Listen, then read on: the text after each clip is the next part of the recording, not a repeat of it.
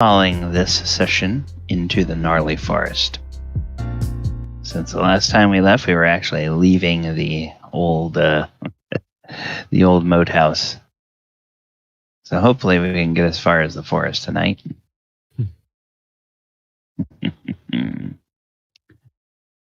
Hey, good evening, everybody, and welcome to pre-stream for Saturday Night Greyhawk. The players are trickling into the Roll20 and into the Discord, and we will be getting started about the bottom of the hour. In the meantime, the music you are hearing is courtesy of Pipe Dream Hits. Use Pipe Dream Hits. It's music made by streamers for streamers. Put it on your YouTube videos and in your Twitch streams, and you will not get any copyright strikes for it. Check them out. They have new stuff going up periodically on their site, and they are available. Their music is available to stream from all of the major platforms. So, players, how have you guys been?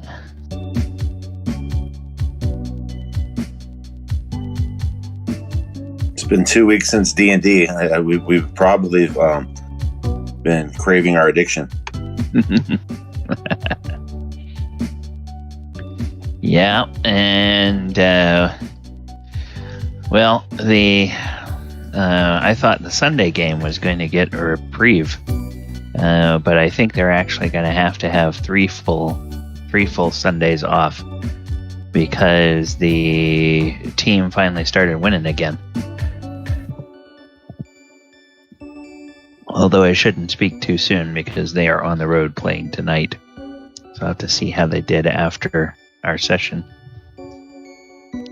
I skip D&D for home matches, but I don't skip D&D for road matches because, well, that's what DVRs are for. Time shift everything else. I can time shift my sports. It's one of the interesting things about advertising dollars that live sports is one of the few places where the money's worthwhile because people don't really like watching DVR stuff or skipping ahead as much. Yeah, and that makes sense from the standpoint that so many people are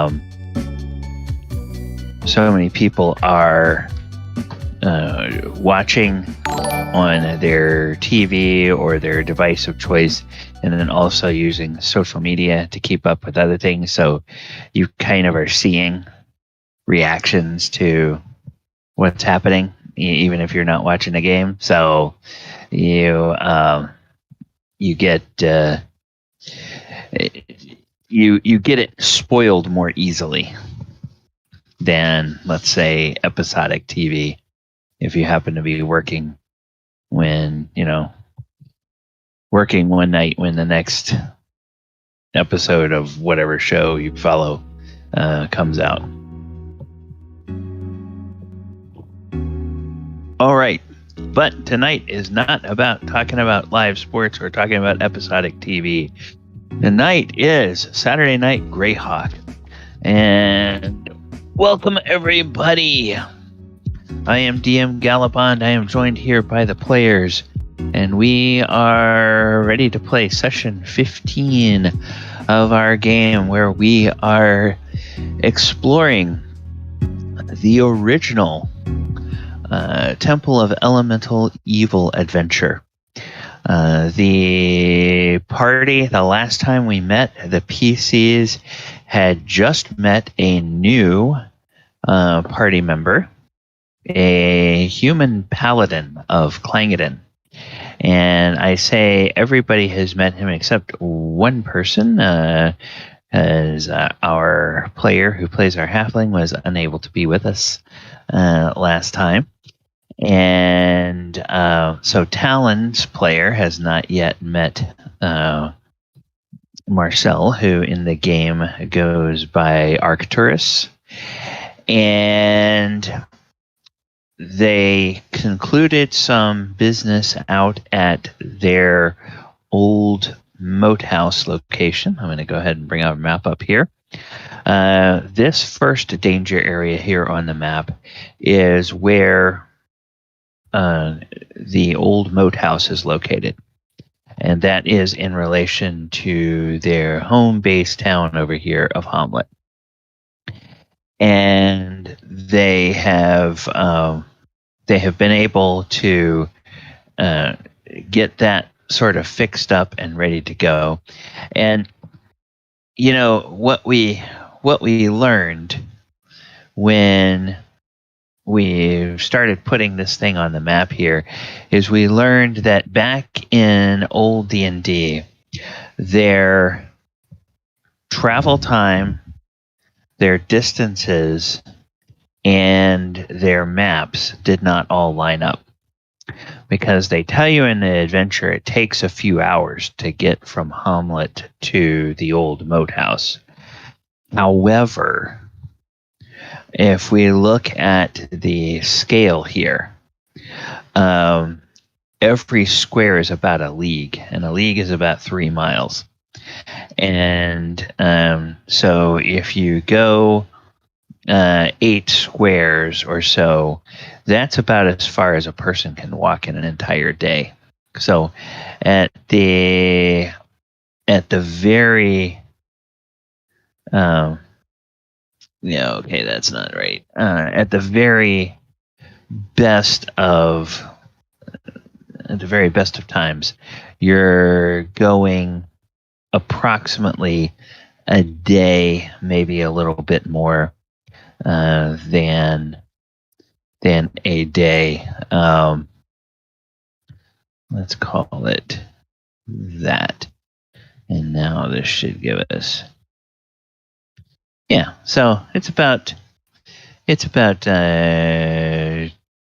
25 or so miles from, and if I do this with no snapping, it's about 24 miles from there.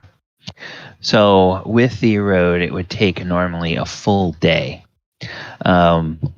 You use the distance or the travel times and travel distances as they tell us in the DMG.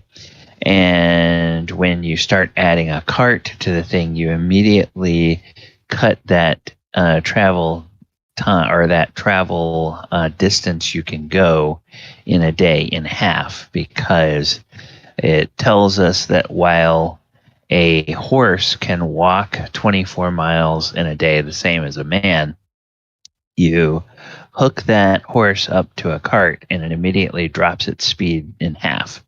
So a horse pulling a cart, or a team of horses pulling a cart, can go 12 miles in a day. So if we were going back and forth with carts, it would actually take 2 days to get from Hamlet to the Moat house and back. But that's not what it says in the adventure. So I'm inclined to use the map and the map scale to get us from the Moat house here to this area where, from the Moat house here to these rumored ruins where the an old tower and the ruins of the temple are supposed to be. And so that means that it will take, if we follow the road and we use a cart like they had planned, it will take a little bit more than 2 days to get out there. So before we take off from the old Moat house, Talon, who has been digging around and hunting around and generally being almost virtually invisible by virtue of his ability to sneak around very quietly, he comes up as the party is getting ready to leave, and Casca, why don't you describe what Talon looks like for the benefit of Marcel, who is playing our new character? He basically looks like a young human boy, but maybe a little wiser in the eyes than the normal 10 or 12-year-old boy. About 3 foot tall.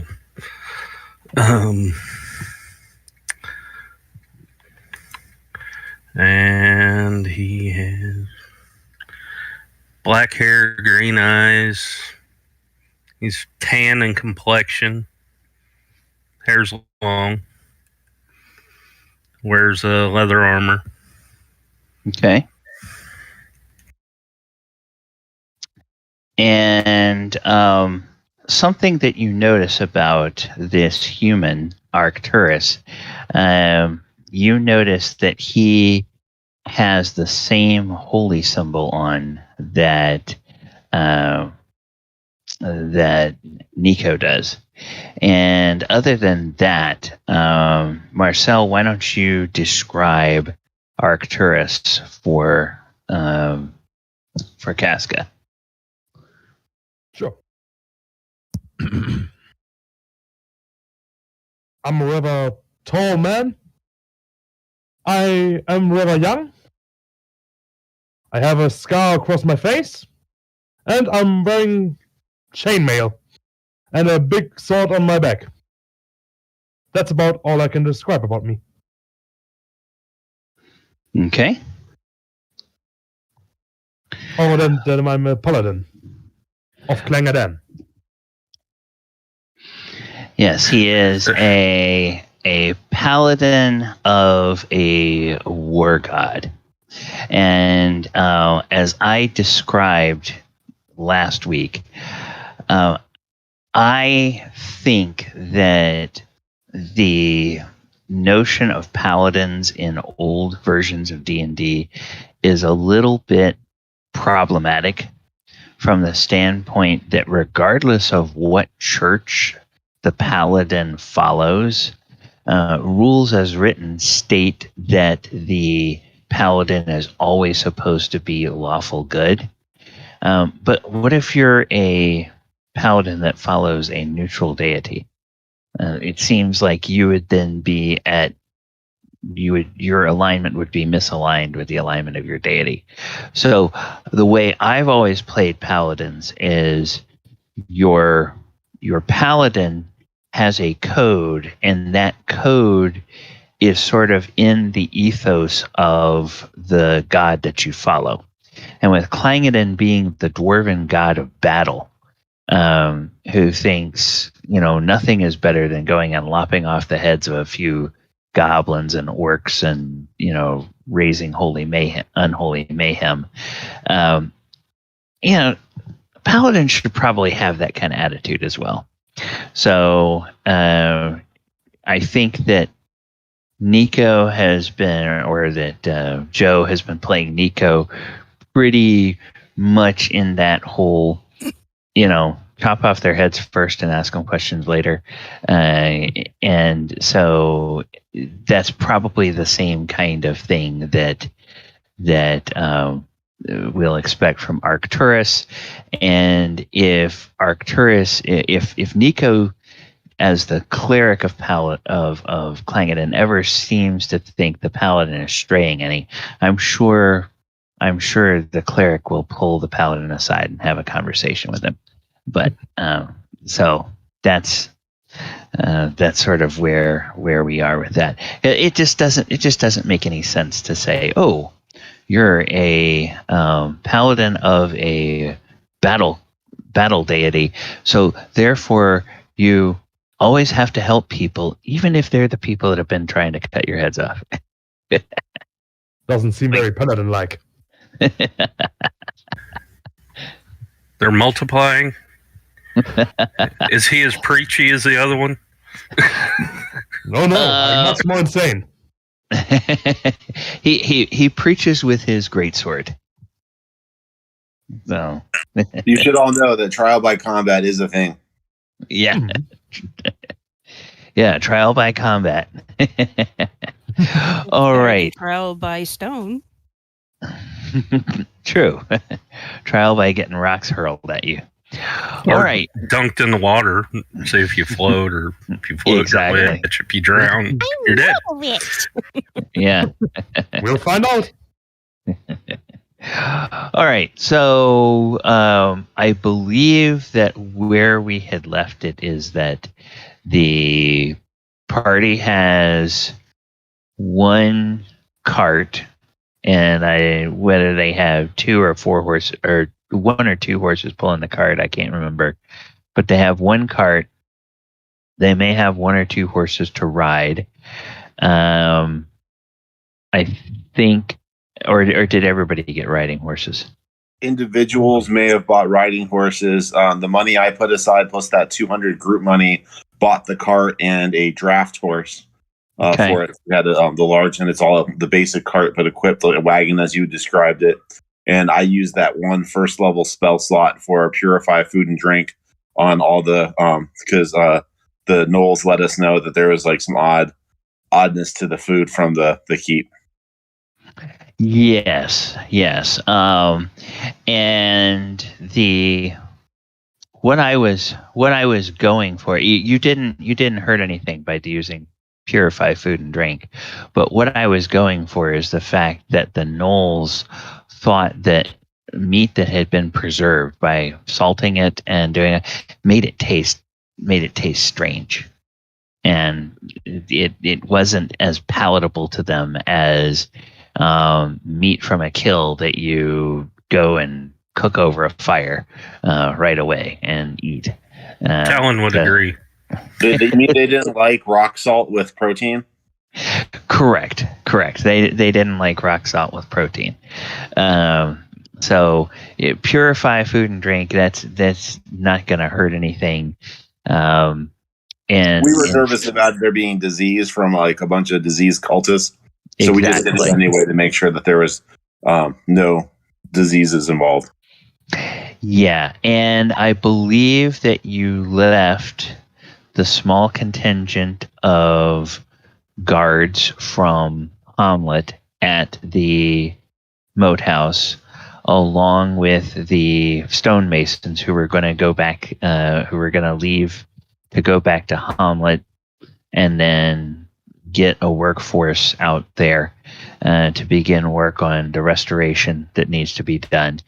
And the Gnolls were going to more or less come with you as you were heading into the forest. Was that the plan?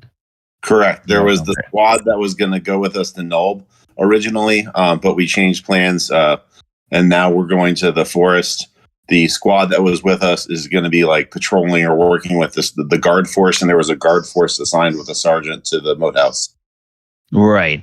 And there will be a rotation of guards between Hamlet and the Moat House that will happen every few days.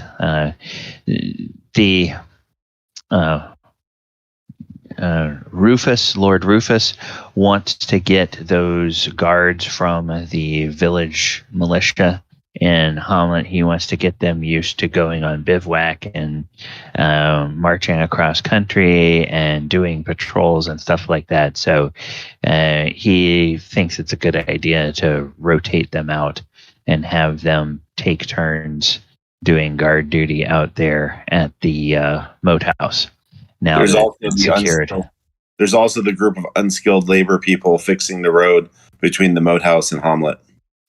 Yeah, that will be coming in. The guards will help to watch that. So gradually, we will see the dotted places on the road filled in as the days and weeks go by, and they get more and more of that work done. All right, so you all take off from the Moat House here, and I went and made sort of a copy, if we will, of the league measuring tool, and a league is 3 miles. If my memory of old measurement systems is still correct. So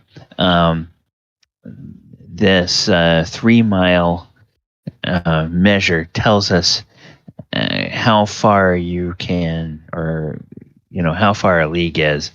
And if we follow the road, you can go 4 leagues in a day before you have to camp. And since you're in a cart, this area that where the road has not been maintained, it's not going to slow you down that much. It's kind of a negligible amount that it will slow you down. It's a main hindrance if you're like trying to take big caravans, then you might run into issues with that. But a single cart, you can sort of pick your way around the areas of the road without running into a whole lot of problems.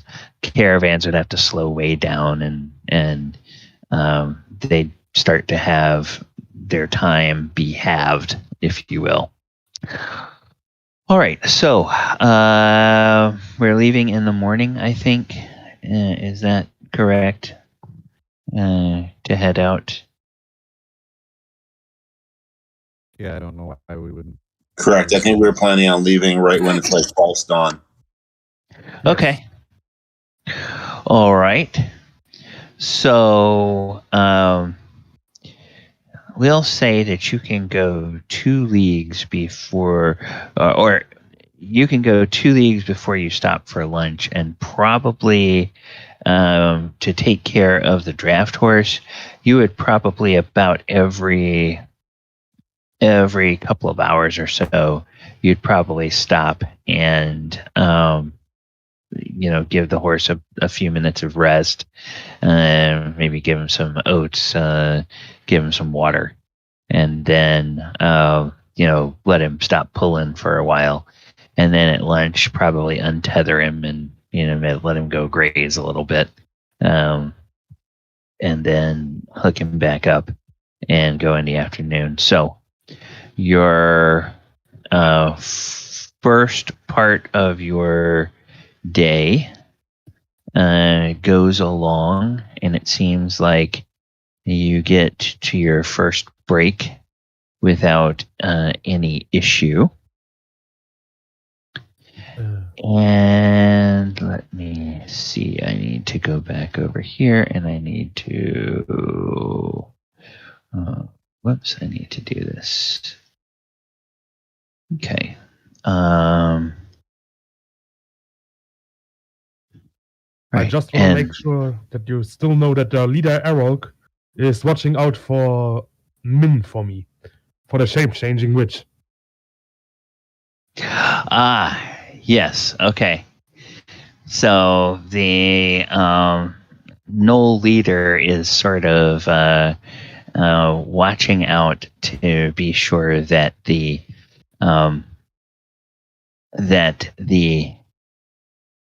newly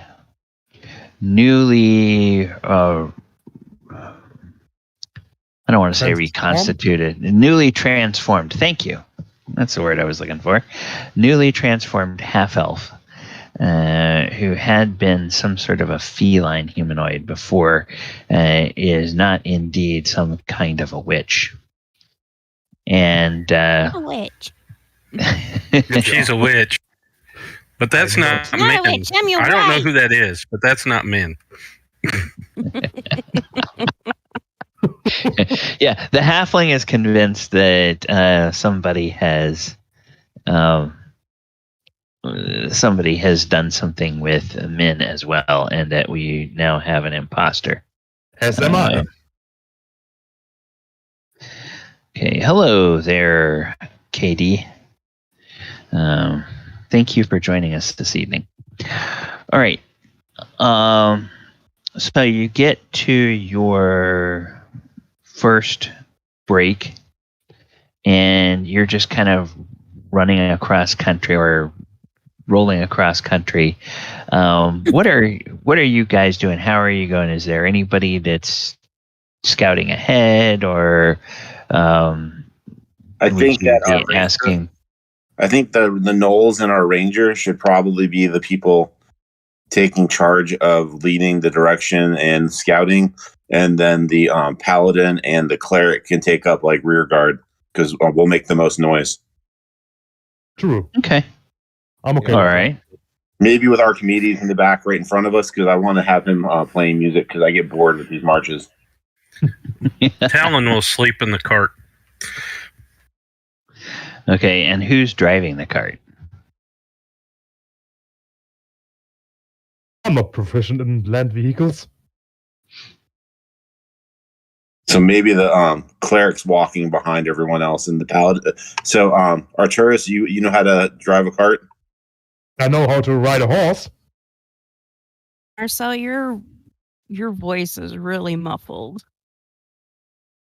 You're a little bit Sorry, crackly there, and it might be. Hard to understand him. Hello? Yeah. Yes. Is it better? It's a little bit better. I get right on it. It just sounds like you've got something over your microphone, like fabric or something.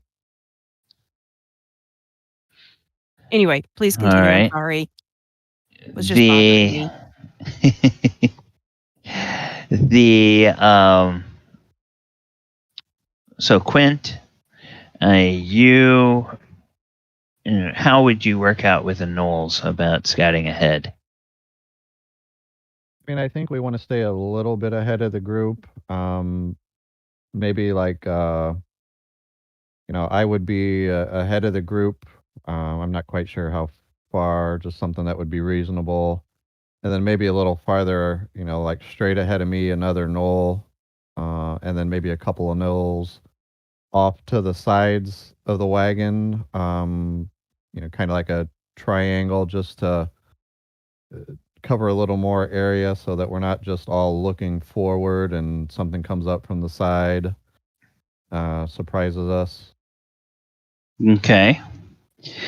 And the Gnoll captain will talk to you at the first break, and he will say that he can have his scouts sort of rotate and have maybe one person go as much as perhaps a quarter mile ahead, and then another person go maybe 500 yards ahead, and then as they scout ahead and as they come back, different Gnolls will go ahead, and they'll kind of rotate. They'll be up there for maybe 15 minutes or so, and then they'll come back, and then another one will go up and take up the lead, and then they'll all check in with him as they come back to give him updates on what they're finding. Yeah. And he'll be at a point where he can easily relay that information either to you or to the people in the cart as needed. And I if try to stay near him. Near the Gnoll leader, Erog. Okay. And if it helps, Quint's favored terrain is hills, so I don't know if that gives any benefit. Yeah, this first part is kind of going through hilly country, the edge of hilly country. So you have that. And in this edition, what sort of advantage does that give you when you're in favored terrain for? Let me pull it up and look while we're going. Yeah. Remember off the top of my head. Okay, and what is everybody else doing? We've got the paladin driving the cart, the bard playing music, the halfling snoozing in the cart, the priest walking, or the cleric walking in the back. I changed that because I realized I've got short legs, so I should probably ride in the cart, or I'll slow us down a lot. Oh, okay. You can All sit right. next to me. The holy. The ranger is up front. So where would Min be? Trying to avoid this person that keeps trying to call me a witch. Definitely not on my card. Okay. Well, Did on you. Wouldn't want to ride in your stinking cart anyway. And you will not do it. Well, You will do it. ugh. If this actually Wait till I happens put a in dead character, mouse in your bed. if this happens in character, the cleric's gonna look at both of you and tisk and like pull on my beard, like I'm starting to get annoyed, and then remind you both that it's the group's cart and that I paid for the horse. Now behave and stop it. yes, Dad. Got the horse. I will stay silent. Would you all keep it down? Some of us are trying to sleep. Who And has this the is horse? not. And then I look at the and this is not how we make converts. Sorry. Converts. I'm still not made for converting people. I'm telling to the killing cleric. Clangadin's in your imagination. Gods don't exist. Then my imagination is uber powerful and can affect your reality. You just use Some magic just and say that drain the gods world. don't exist.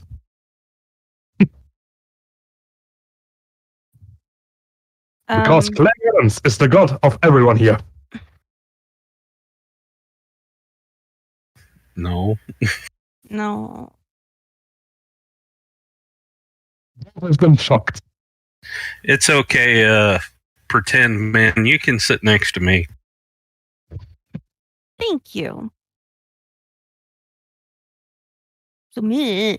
Just for clarification, is he now on the cart? Yes. She's in the back of the cart, yeah. Okay. I'm starting to watch over my back a lot of times as I'm continuing to drive, Okay. showing my mistrust of her. This is why Kling Adam's priests start drinking. Yeah.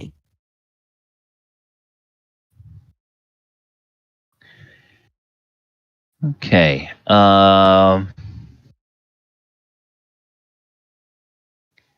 Do.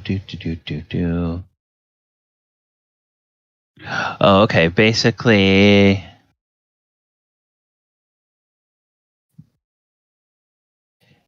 yeah. Is it?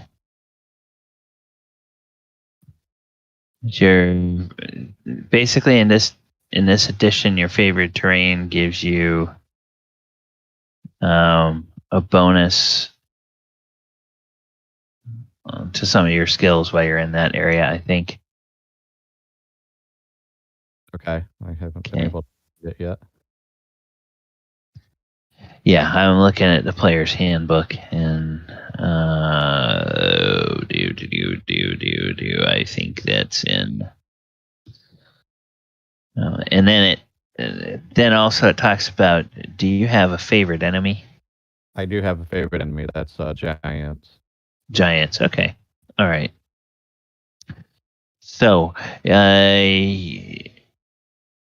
you guys get to your midday break, and everything is so far so good. No problems. There's been, you guys have food. I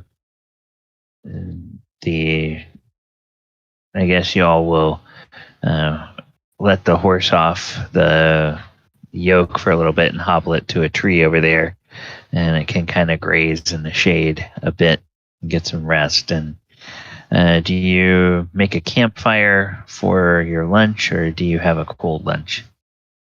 Oh, probably a cold lunch. Okay. All right. And then as you're starting to get the wagon or the horse put back on the wagon to resume for the afternoon, the Gnoll leader the Gnoll captain will count off a few of his guys and send them to go ahead, and then you will start the trek for the afternoon. And as you go along, it's maybe you're an hour into your travels, and Quint, you see one of the Gnoll scouts run over to the leader and say something to him, and he's coming back a little bit earlier than he normally would. He's a little bit off schedule. And the Gnoll leader perks up a bit and points to some of the other Gnolls, and that Gnoll runs off to start communicating to them. And then the Gnoll leader will lope over towards where Quint is, and will say, My scout, she's a pack of wolves ahead.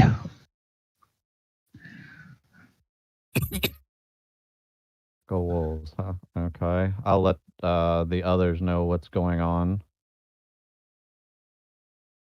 Okay. And he tells you it's maybe he spotted them when he was about a quarter mile ahead of the group, and he thinks he saw them in an area of maybe another few hundred yards ahead of where he was. So you'll probably be coming up on him in a few minutes. So what would you like to do? You notified the others.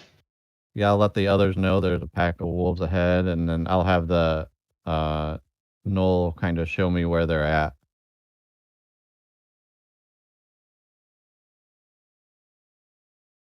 Right. Killing some beasts makes for good training. Are they normal wolves? The Gnoll leader will say yes, as far as his scout can tell. They are, in fact, normal wolves. So Quint might be able to persuade them to vacate the area. I mean, he's got some kind of limited degree of animal empathy, so he might be able to just, convince them to leave, and we can move on that way. Or he'll piss them off and they'll eat them, but, hey, whatever. Piss them off or have them adopt into the pack of Gnolls. Right. They can be the wolves playing Adam. They can totally have holy symbols. I can see it now.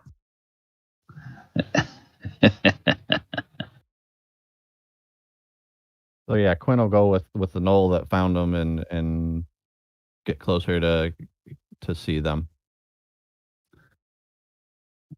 Okay. I will follow them.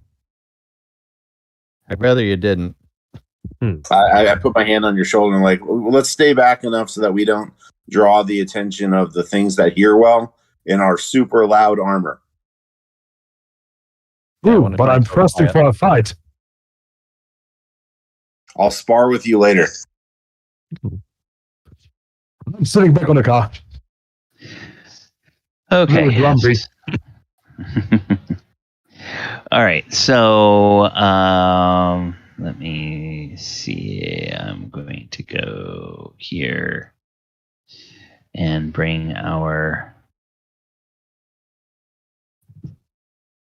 Oh, whoops. I hate it when it does that.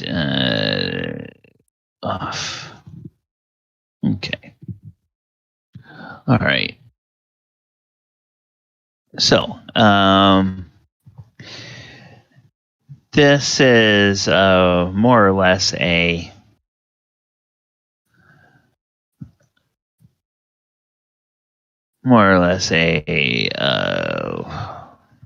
representation of where we are, and then gonna go to the back to our token page, grab our where's our Gnoll and our Gnoll leader?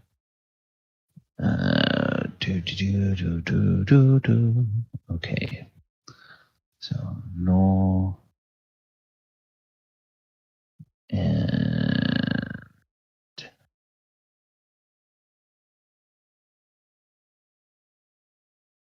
Well, there's a few more than I thought there might be, Okay. so we'll see how this goes. yeah. Okay, there we go. And then we'll go back to this. And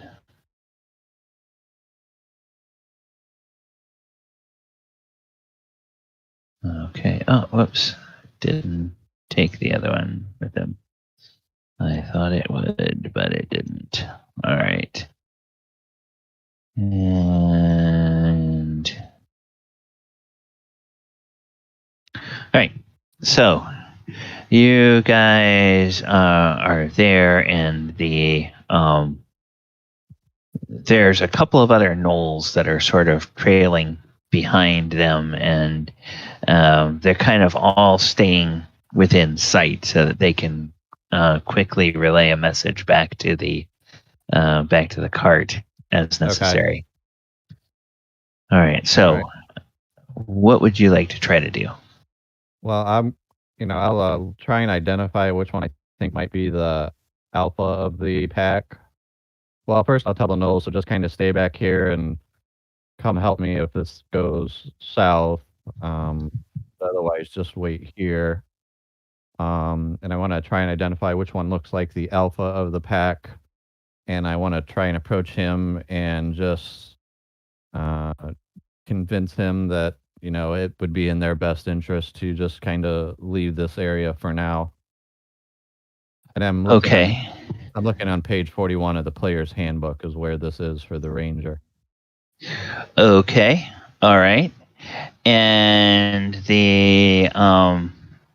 by your observations and the way they are sort of behaving, it seems like this guy here is probably the one that the others are all following, because as they noticed you, this one is sort of the first to stand up, and the rest of them, they all kind of get over closer to this area, and this one still seems to be a little bit more in the front, and the others are kind of taking a cue from that one what to do. Okay. So I just kind of approach it slowly and whisper to it, and whatever my training tells me to do to kind of calm the animal and just let it know it needs to leave the area and go find someplace else to hunt for right now. Okay, and what level of ranger are you? Quint's level 3. Okay, so you impose a -1 penalty, and they must make a saving throw versus rods in order to resist your efforts to. So let me see what their are. So, all right. He is going to make a save versus rods, and modifier is a -1.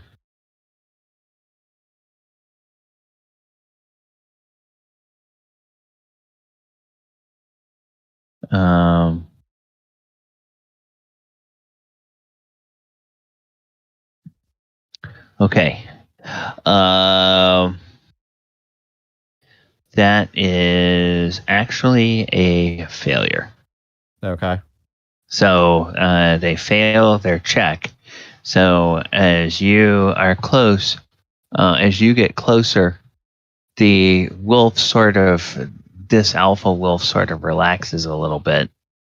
And, the rest of them, a couple of them, they sit down. they're all looking at you, and they're kind of looking at the gnolls beyond you, but they seem to be a little less tense than they were a moment ago. All right.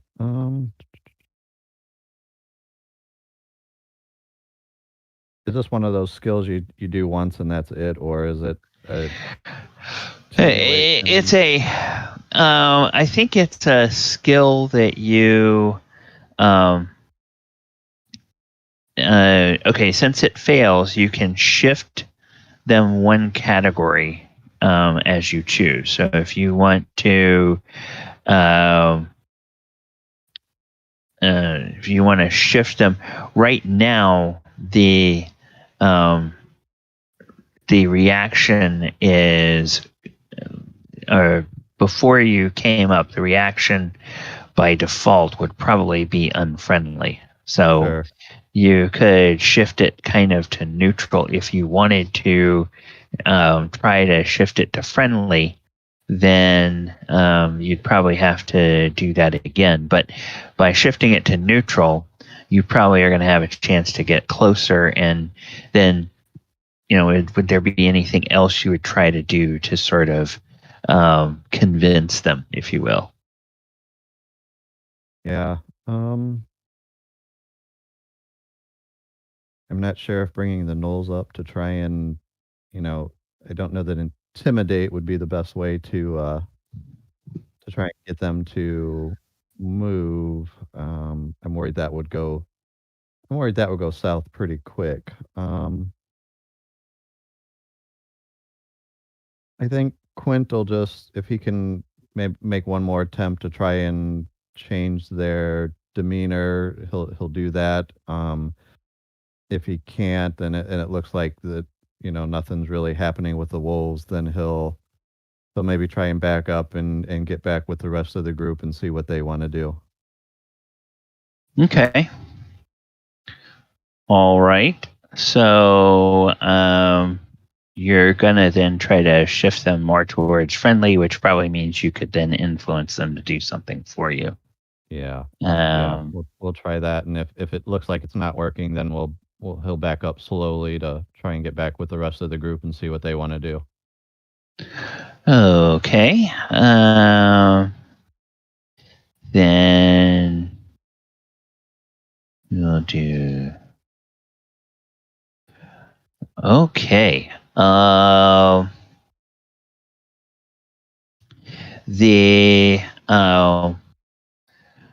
wolf actually. The wolf sort of looks at you and cocks its head kind of curiously, but as you move closer, it sort of takes a bit of a defensive posture. It's not making an attacking posture, but it's making Sure. a bit of a defensive posture. So you kind of feel like you did not succeed. Okay.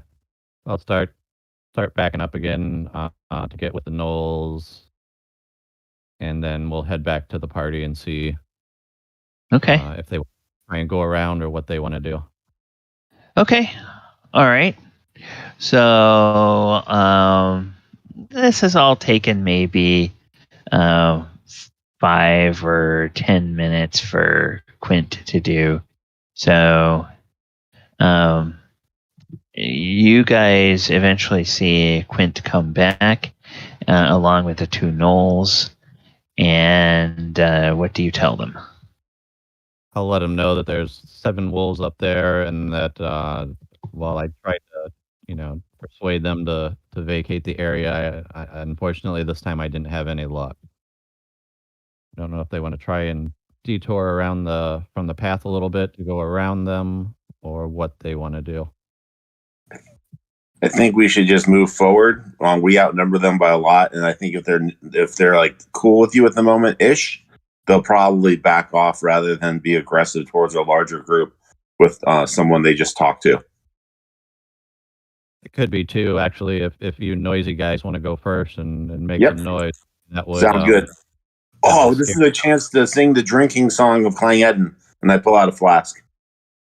There you And go. as Nico gets that idea, the Gnoll captain will sort of give a signal, and all of his Gnolls will sort of come in, and they will Pass the flask around. they will go. Oh, let's see. 6 of them will go right behind Nico and Arcturus, ahead of the wagon, and kind of flared out to either side.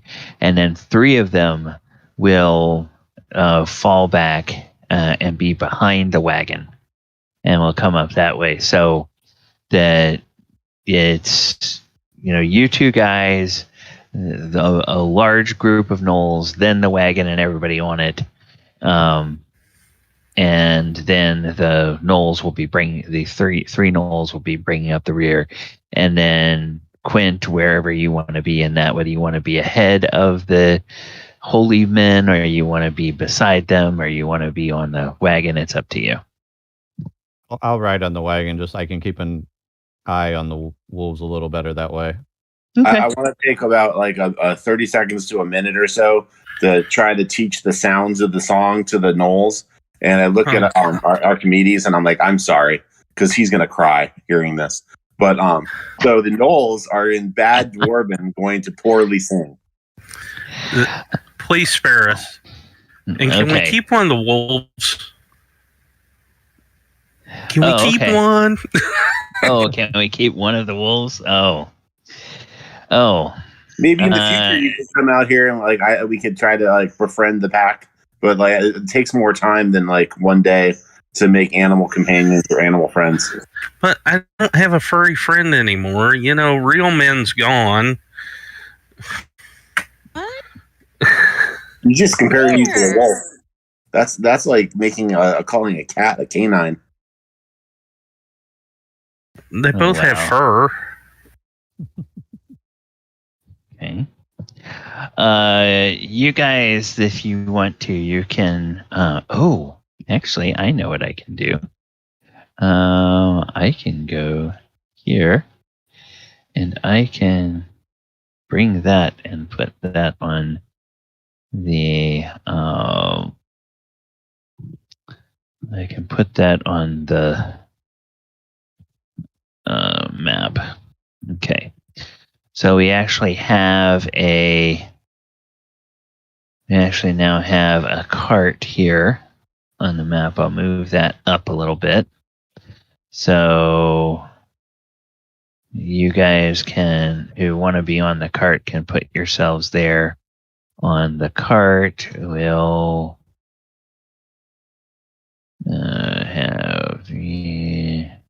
and the rest of you can put yourselves wherever you want to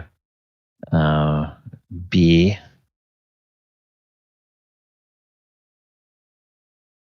One, 2, 3, 4, 5, 6, and then these guys will be 1, 2, and sort of 3 back like this. And then we have Arcturus out front. Min is there. Quint is there. Talon is there. Archimedes is there. We need Nico on the map. Okay. Make a. Let me pull up Nico. There, I put the words to the drinking song that I taught the Gnolls in chat. Yeah, I saw that. I want to take a look at. Oh, I should remind you that last time we did play was about 3 weeks ago, but I was in timeout for the last 2 weeks. You were in timeout for the last 2 weeks? One of the viewers gave myself and someone else an inspiration point or something. But then right afterwards, my puns were so bad that I also got a 2-week penalty. Oh, that's right. Okay, all right. I see. Don't say those things because Fairness, and I appreciate the viewers getting involved, so I'm going to respect that. Okay, all right. All right. Well, that's good. Okay, so we have the viewers ask for his character not to be so preachy, please. It was funny. All right. So, I was looking at your proficiencies.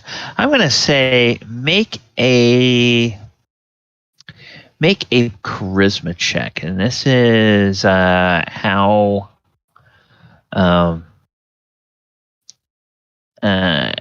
well you convince the Gnolls to take up the words of the song.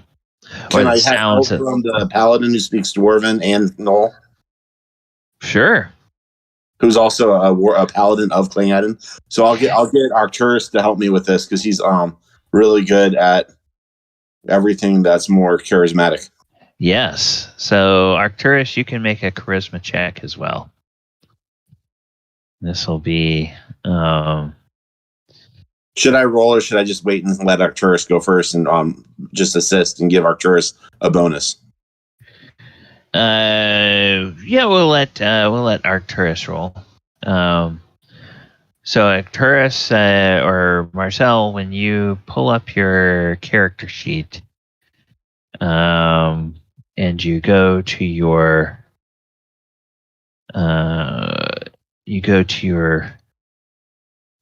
page that has your attributes, there is a you can click that little die where it says charisma, and it will roll a charisma check for you.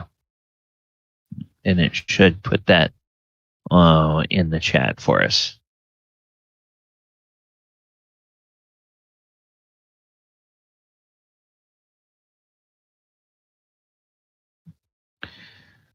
Did we lose Marcel? No, he's still there. Oh, We're missing a token for a character. Okay, we have. Yeah, we don't have Nico on the map. Nico, you're not on a map yet. Okay, I'll pull me over. Hold on. Yes, yes, Arcturus, you succeed. So,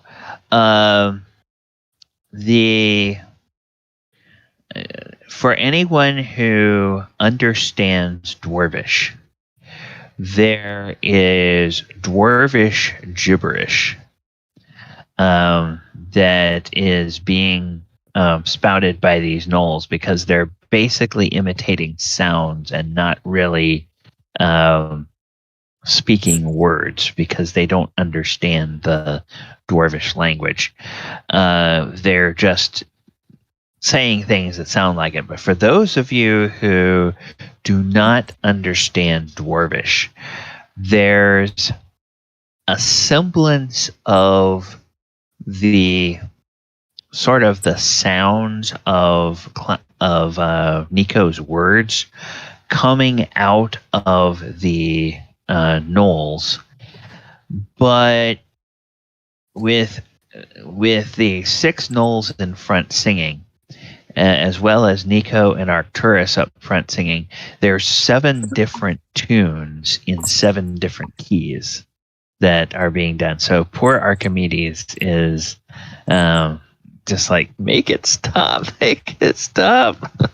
Because and you see Min like trying to hold her ears, like, please make it stop. It hurts. And then once every time we're making chorus, I'm like, okay, now just the people on the left.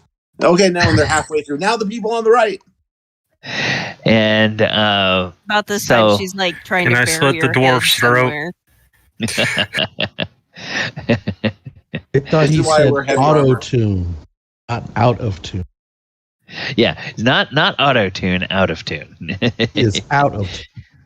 Yes. And as you guys come up, there is these wolves indeed, all this racket is coming, and they kind of are there, and it doesn't take long. They see these big gnolls, and some of the gnolls, they sort of they get their bows out, and they knock an arrow, but they don't draw. They just kind of get ready. And the wolves, they kind of see this coming, and you get maybe 50 yards or so from them, and they just start bolting. They just head off into the woods, away from the. Oh, were they surrounding something? Where was it? Something that there was? No, they just had kind of been out there in one of those areas where the road was kind of broken. They had kind of just found something akin to a little clearing or something like that they were sort of in, and maybe resting a bit or something like that. But they go loping off, and they are out of your way. I'm enjoying this too much. So I'm like, now louder, everyone. And I keep going.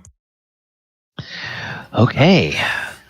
Talon is going to get off the cart, walk up to Nico, and tell him, "Shut up. You're killing us." Sorry, I got worked up. Like, Glenn Adam's amazing, and I just felt the spirit. I'll settle down. He's a figment of your imagination.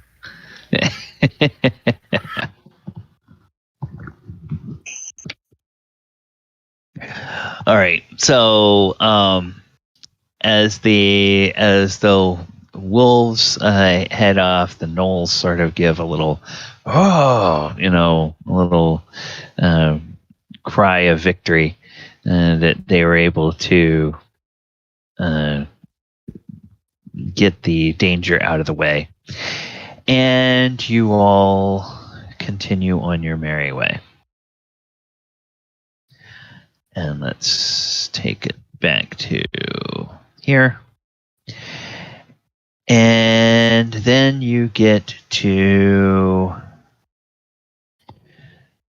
about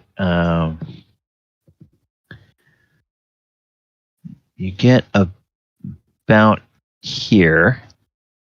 It's about one more leg in the afternoon, and now the sun is starting to go down, and it's looking like it might be time to look for a place to camp.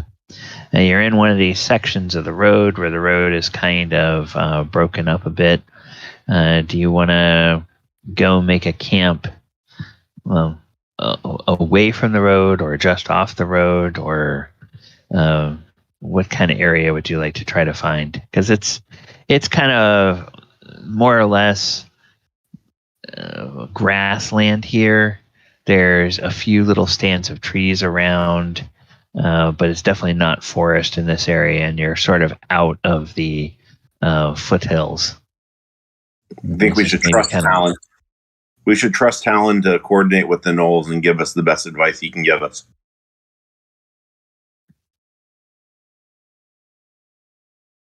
Okay. You want me to speak to the gnolls? Well, I'm saying, if you want to have Arcturus help you translate, but I'm saying we should trust the ranger to tell us where to sleep in the wild.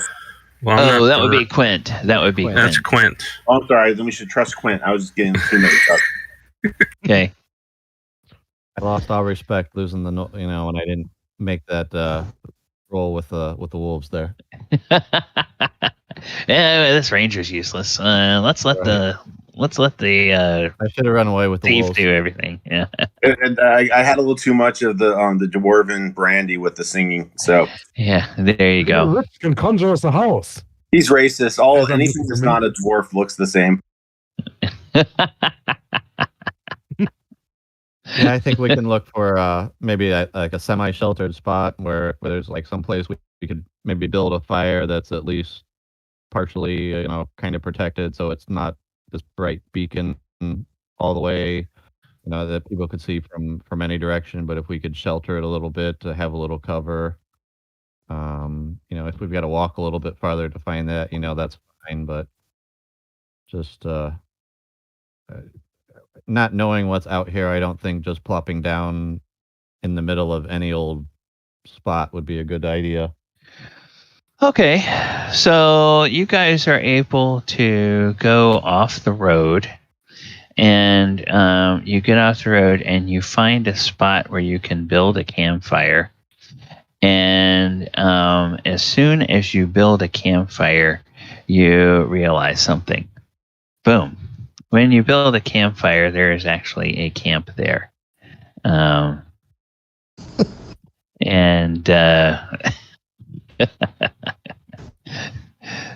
this is, if anybody's wondering, this is one of the default map packs that comes with Roll20. And so, yeah. And now we're attacked by cultists from every single tent.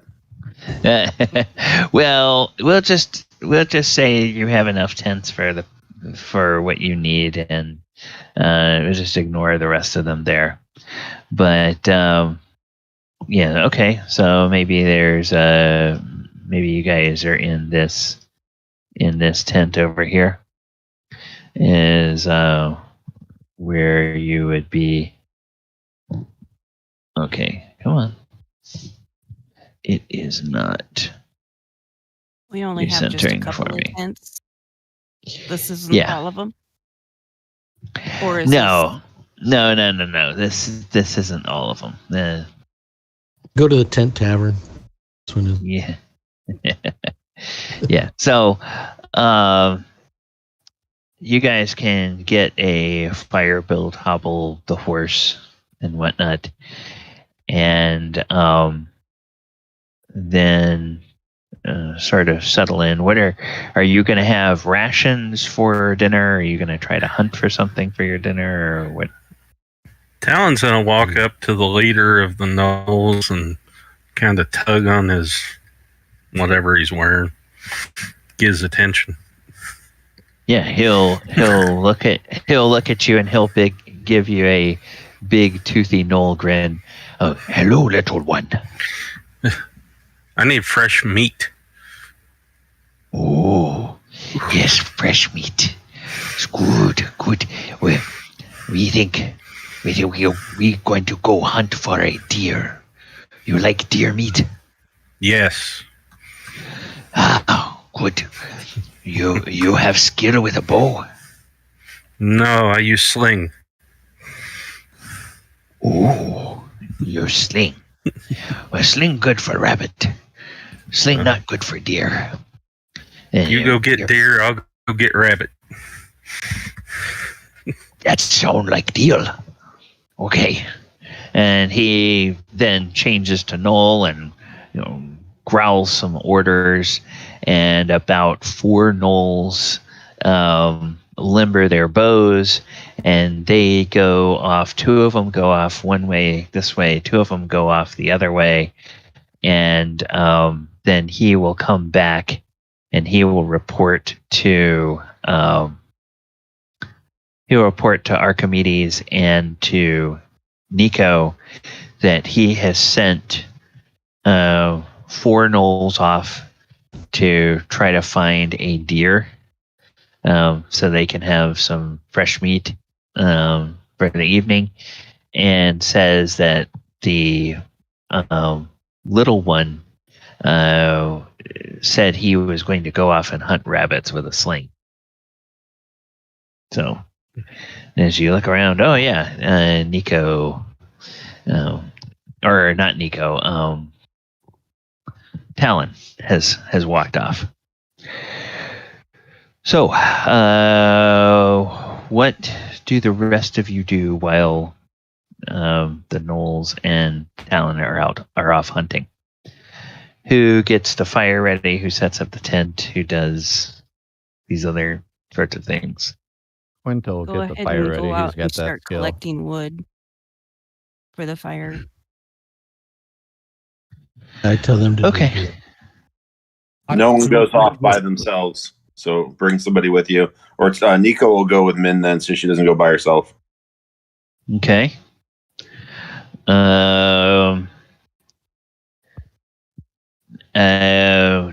would Talon be waiting for anybody, or did Talon just head off to? He just head off. He put his goblin mask on and he took off. Okay. All right. So off he goes. Archimedes would have went with the Gnolls, and I don't know if since I leveled up, was I able to use a proficiency to learn Gnoll? Yeah, you guys have been hanging out with a Gnoll, so you would have passing. You speak like Pigeon Gnoll. You can speak enough that they can understand you, and you can sort of understand them. You might have to try 2 or 3 times to say something, especially when they start laughing in the middle of what you're saying, because you're saying something other than what you mean. And then you might have to listen to them 2 or 3 times repeat the same thing. But sometimes I would do that on purpose because I actually do that too. Okay. Is that level of speaking without spending a proficiency? If someone spends a proficiency, is it better? I'm gonna say that by spending the proficiency, eventually he will be fluent. But for right now, he's kind of, by spending the proficiency, he's at the point where he doesn't have to have somebody translate Gnoll for him. But it's sort of a process. Just instead of like, oh, yesterday I couldn't understand a thing these people were saying, and now today I'm completely fluent. Yeah, so right now I'd be able to understand it, but I wouldn't be able to read it or write it. Correct. Yeah. Right. Yeah, and it's a fair bet that probably most of these Gnolls don't know how to read or write their own language either. Okay. So you'd probably have to go study with somebody who does know the written language of Gnolls. In order to do that, you would be able to learn it, but you'd have to figure out how you learn it, who you learn it from. All right, so we know what Min's doing. We know what Archimedes is doing. Arcturus, what are you doing? I want to patrol the surrounding fields. Okay, so you're gonna set up and do a little bit of a patrol. Quint, the presence of evil intent. Okay. And Quint, what are you up to? Quint's got the fire building proficiency. Oh, okay. Quint is building the fire. Yeah. Okay, so let us go ahead and follow Talon for a moment as he's off hunting rabbits. So let me... I'm going to be very, very quiet. I'm hunting rabbits. Okay. Let me take a look at his attributes. Oh, yes, of course. Dexterity is his best. So, I need to make a quick check over here. And this check is to find out.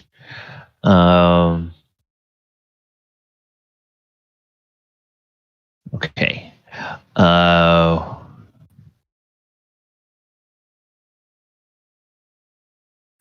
right. So you start looking around, and it takes you maybe 15 minutes to find evidence of where there's a trail that looks like it's been used by small game, like rabbits. And so you start following that, and make me a dexterity check, please, Nico. Or not Nico, Talon.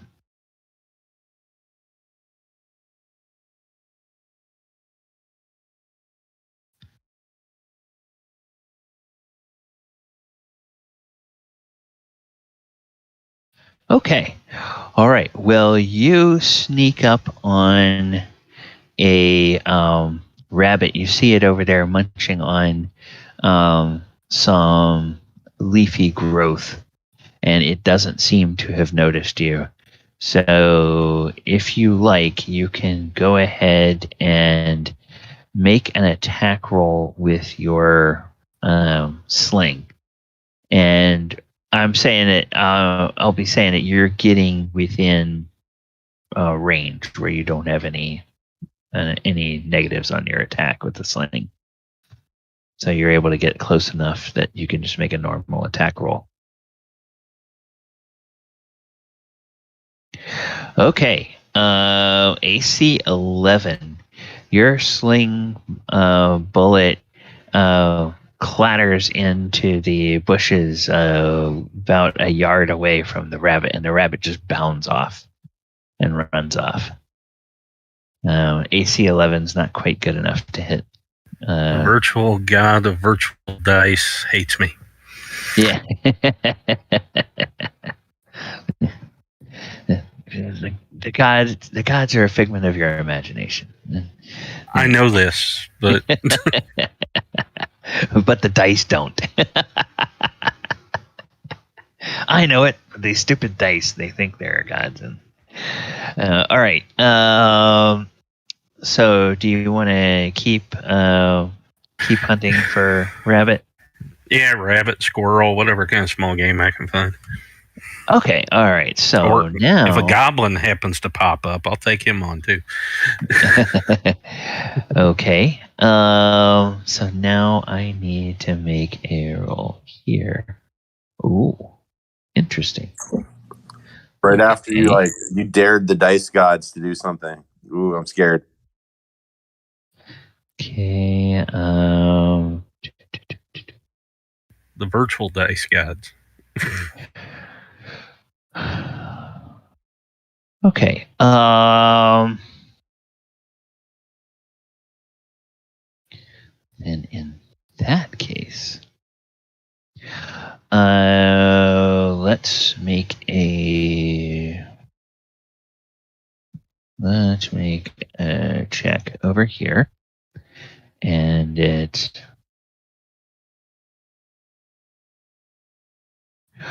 okay. About 5 more minutes go by, and you see a nice big red squirrel. It's a squirrel that's almost as big as a small rabbit, and it's sort of over there. It's on the ground. It looks like it's trying to dig a place to bury some acorns or something.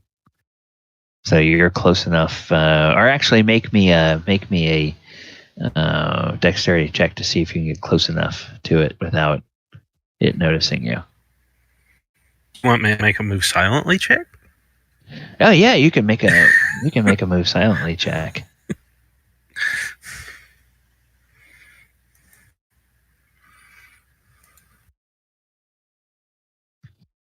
Okay, yeah, you go tromping over and crash, and that squirrel looks up and it bolts off. And now make me a wisdom check.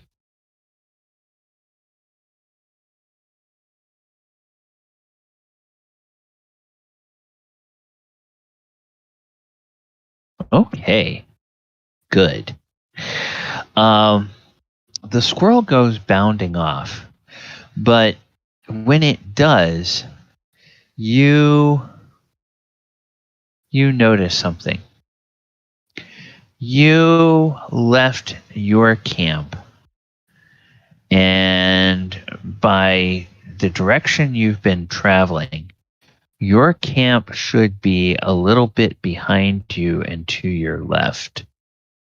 But as you're sort of swearing under your breath that this squirrel ran off, you kind of just out of the corner of your eye to your right, you see a little stream of blue smoke rising up beyond a small little grove of trees. And it's maybe a couple 100 yards over that way. Ooh, I want to go look at that. Okay. So have I, looking for wood and stuff like that, kind of been in the same general area, or am I on the other side of the camp? We'll say that you went a different direction. So, Okay. and now that Talon has noticed that, he has a decision to make whether he wants to tell his friends first or go check it out. And while he's making that decision, we will in fact go and check in on a couple other people. And Min, you go off, and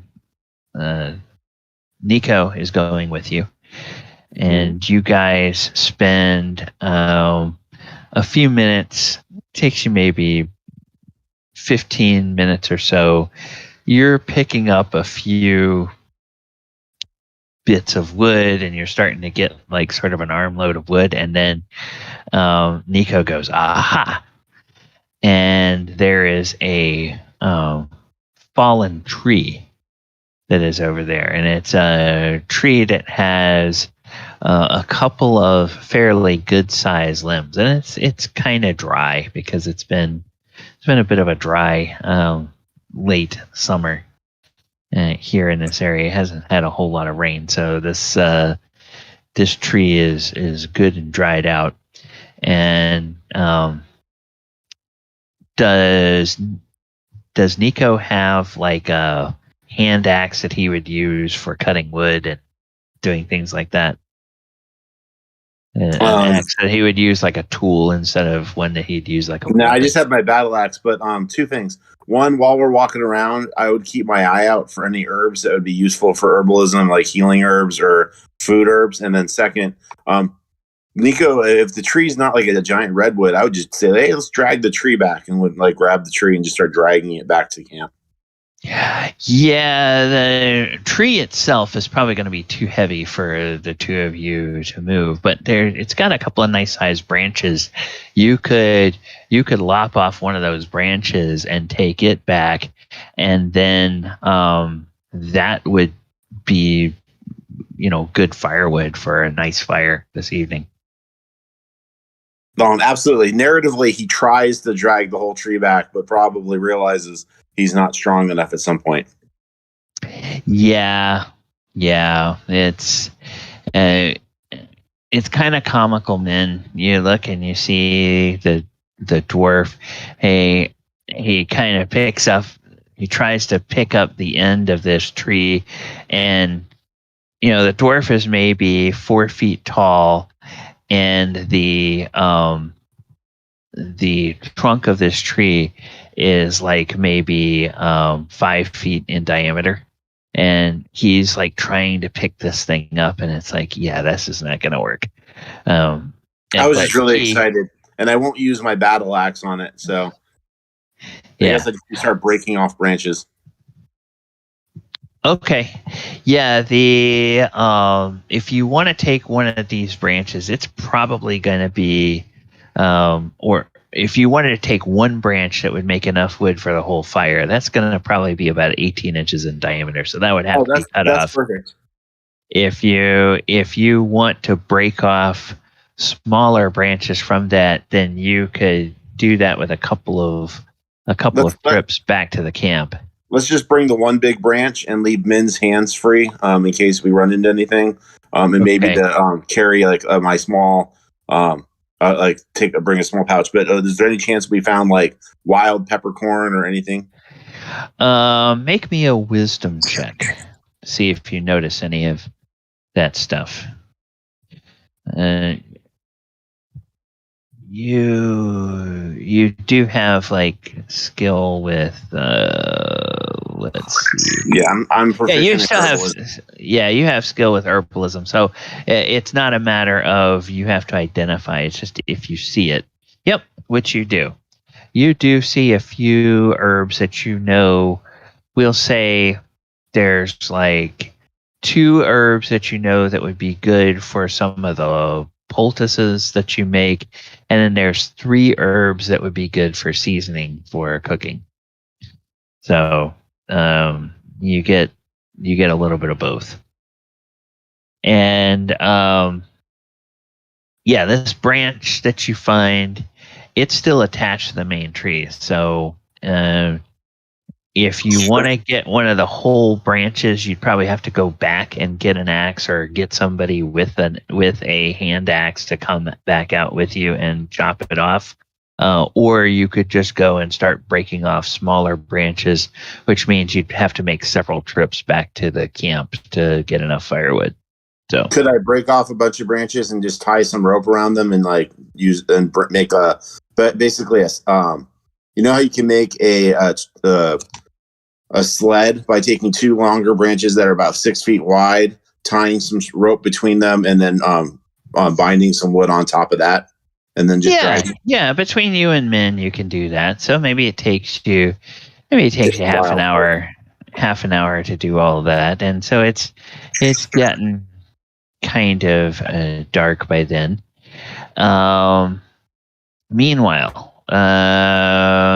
who was going off and going hunting? Was that Quint was going hunting with the gnolls? Talon. I'm sorry? Talon was going hunting with the gnolls. No, I went hunting on my own. Oh, right. Yeah. Sorry. Archimedes was the one that was going to go with the gnolls. Oh, okay. Archimedes. All right. Yeah, we were going to hunt the deer. Yeah. Yes. Archimedes. These gnolls, you quickly realize, as tall as they are, you guys have kind of seen this back at the Moat house. As tall as they are very, very quiet when they want to sneak around.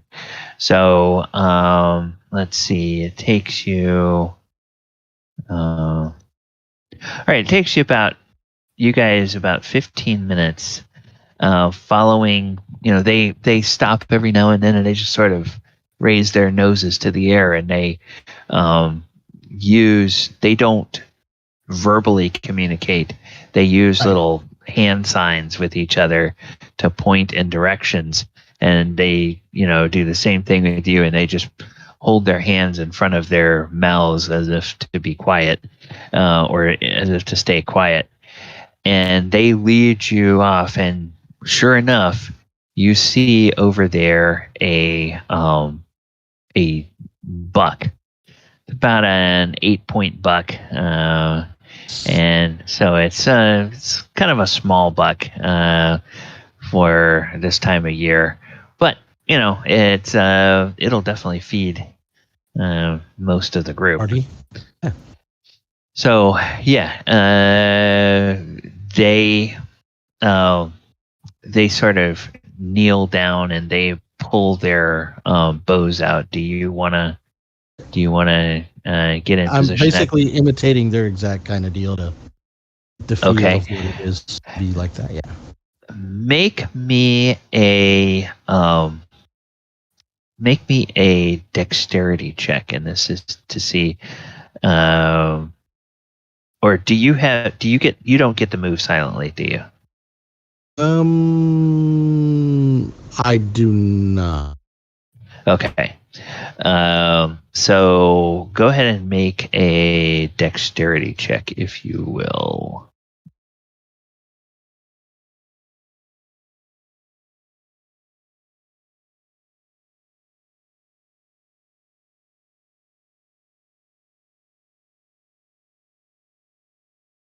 Okay.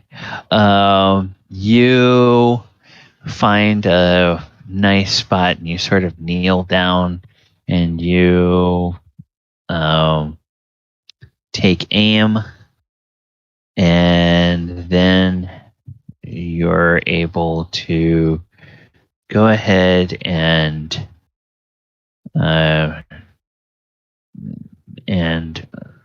shoot an arrow, and a couple of them are going to shoot an arrow as well.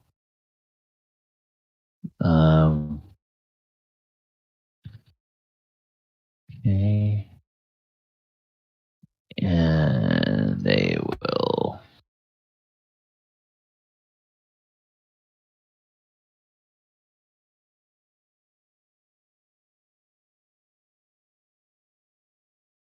Oh, whoops. Wait a second. Sorry.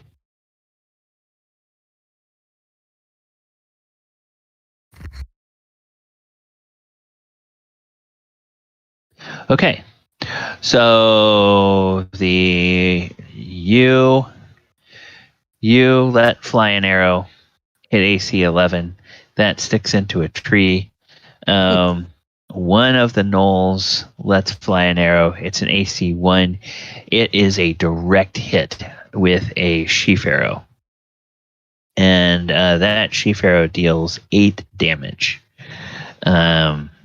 And the other one hits an AC 12, which that goes clattering into some brush and misses. And so the deer starts to bound off, but it takes about 3 or 4 strides, and then it just, plows into the dirt and falls over because that AC 1 was a direct hit into a vital organ. And We don't need to hit it again. Yeah, you don't need to hit it again. So, good enough. Between the 3 of you, you managed to bring the deer down. And then that means you guys can start working on Addressing it. dressing it and everything and bringing it back. Quint. Do the gnolls, Quint was building. do the gnolls just go ahead and eat the dressing?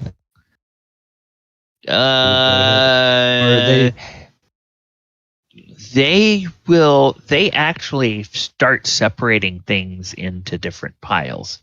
Okay, there you go. They do take some of the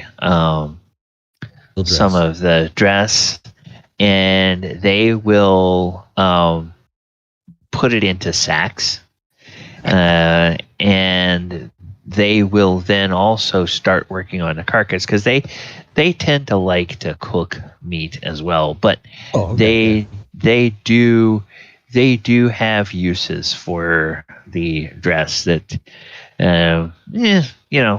Gnoll rituals and certain Gnoll things. They might even go so far as to like ferment some of the dress and make some sort of a strong alcoholic beverage out of it or something. Something I want to try to get to understand. Yeah.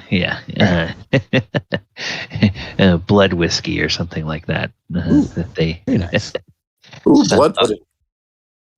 All right, so they will work on that. Quint, you're back there at the camp, and you have the fire pit all set up by the time that Min and what's his name, Nico, come back with the firewood, and so you can start to get that ready. And while he is building up that fire, Talon will return to you. So you were looking at a little grove of trees over there, and you were moving closer to it because you had seen some smoke. Correct. Yeah. Let's see. Let me take a look at some of your skills here. I have to tell you, I was like looking at my skills, and the one thing I never leveled up was my skills because it wasn't exactly clear to me, and I just found it a while ago. Okay. So I did that. Okay. So now your skills are a little reflect, higher. Yeah, and they reflect what they should be according to your level. Okay, good. Go ahead and as you get closer to this little grove of trees, go ahead and make a detect noise check for me. Okay.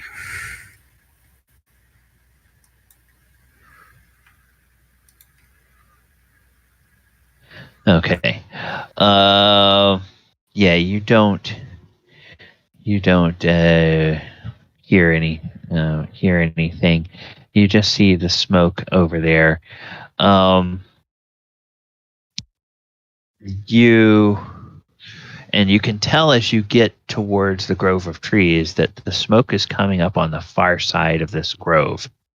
And you're not sure whether this grove is circular or not, but it's maybe less than 100 yards across, side to side, but you don't know how far it is from this side to the far side. So what would you like to do? Would you like to creep in there? Would you like to skirt around it? Well, I was thinking I would go through the trees. Okay. Through the grove. Go through the trees. All right. You go through and first of all, make a dexterity check for me before we get to using some of your skills.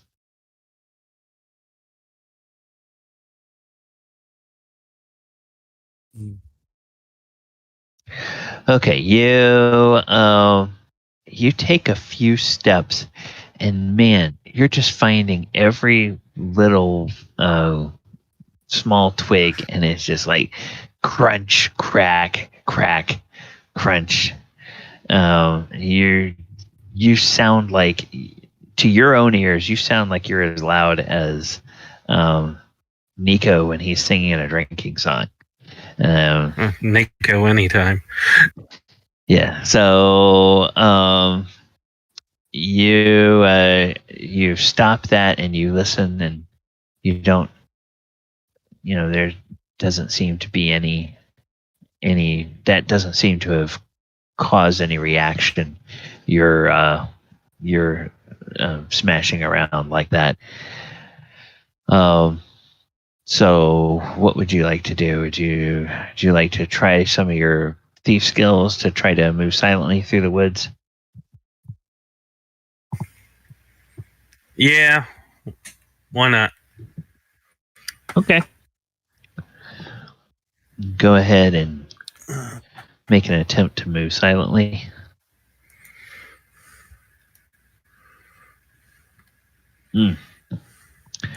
Okay. Yeah, you're like I'm in a hall. You're not having a whole lot of luck. I have a question before you make any declaration. I'm willing to give Talon my inspiration point if he doesn't have one and he wants it. Okay. Those are good usually for a D20 roll. This wasn't a D20. Never mind. Yeah, this is for the thief. It's percentage. It's percentage. I forgot rolls. Percentage. I haven't done this for a bit. Good call. Yeah. All right. So you stop where you are and go ahead and make one more detect noise check.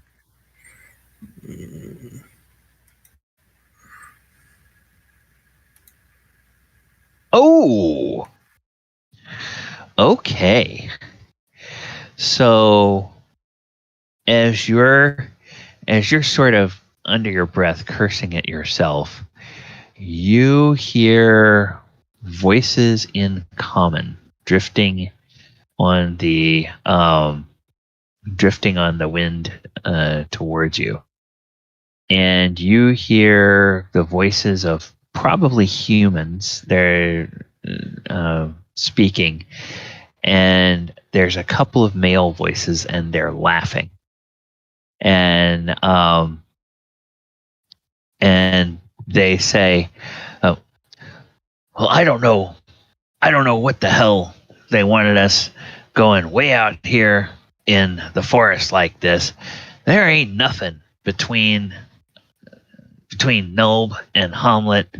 Anybody who thinks there's stuff out here is just crazy.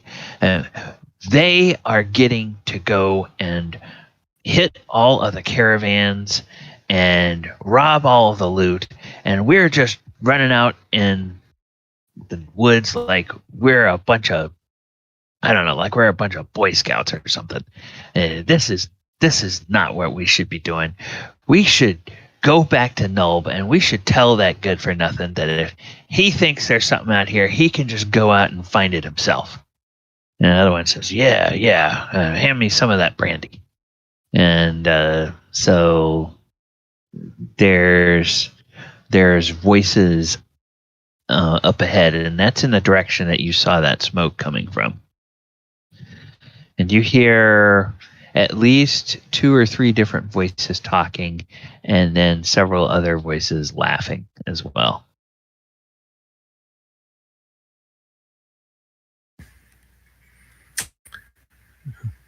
So what would you like Talon to do? wants to. He's gonna sit down and keep listening to him and wait, Okay. because he wants to wait for him to like pass out and then go have fun. Okay. All right. So, while Talon sits there and waits for them to pass out, we are going to go ahead and take our break. I have 9 minutes after the hour.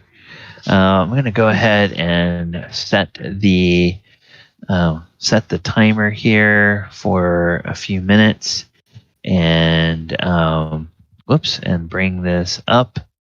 And then I'll put the music on, and I'm going to mute myself. Players, you guys can go ahead and either stay here in this channel and chat, or if you want to chat so that the folks on the stream don't hear you, you can jump up one channel to the off-stream voice, and then that will not be picked up by the stream. So it's up to you guys. I am going to go grab something to drink, and I'm going to mute myself so that they don't hear my microphone clattering when I take my headset off. I'll be back in a few minutes.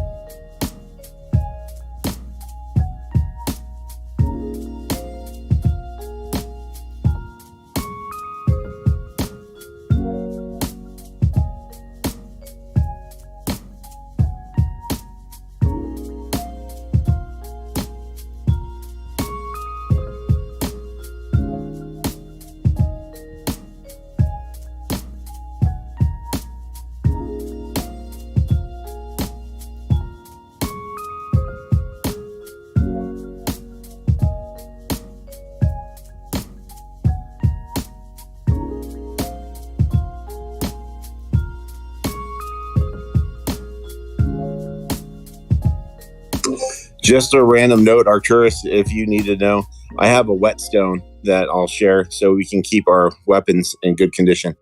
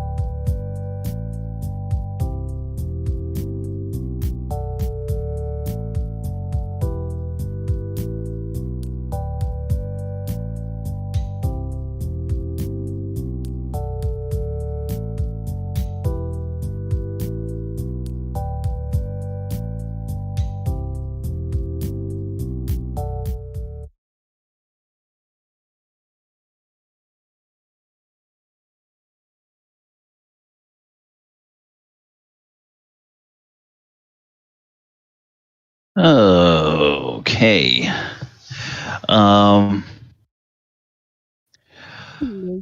All right. Welcome back, everybody. They're up in the other channel. They're coming.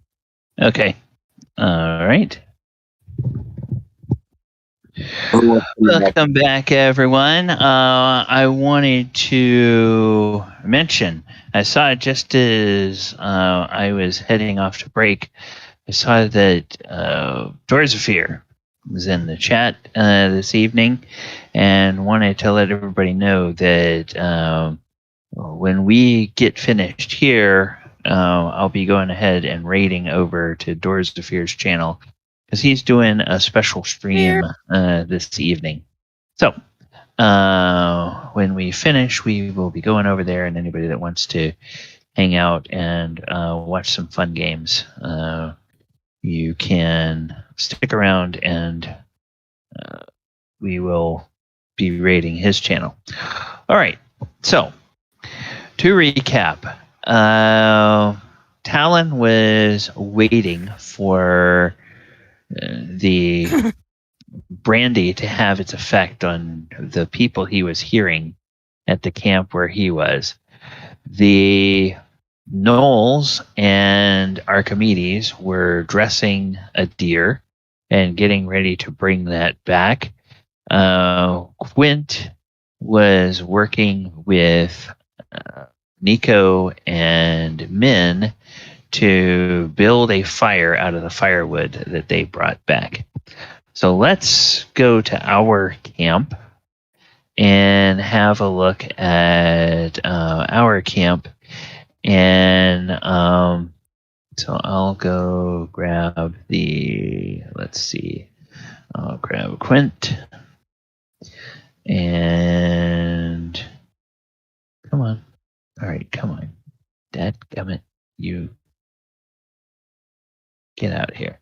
And then Min is out here, and then Nico is out here as well. Oh, come on, stupid thing, get out of here. All right, so you guys are there building this fire, and like I said, Quint has the fire pit already by the time you bring the wood back.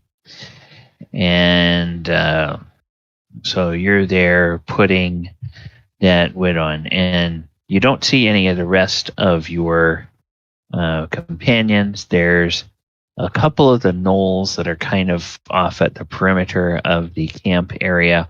Some of them went off hunting deer, but there's no sign of Talon, there's no sign of Archimedes, and there's no sign of the Paladin at the moment. I don't think. Where was Arcturus in all this time? Did he go patrolling around? Oh, okay, yeah, he's patrolling. Okay, so there is signs of Arcturus.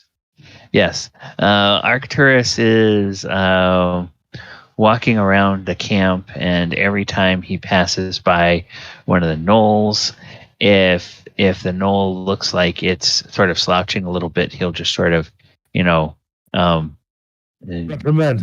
reprimand him, and then the gnoll will stand up a little straighter and will straighten his holy symbol of Clangeddon and whatnot. So you guys feel well protected. Yeah. Anything special that you do while you're building the fire?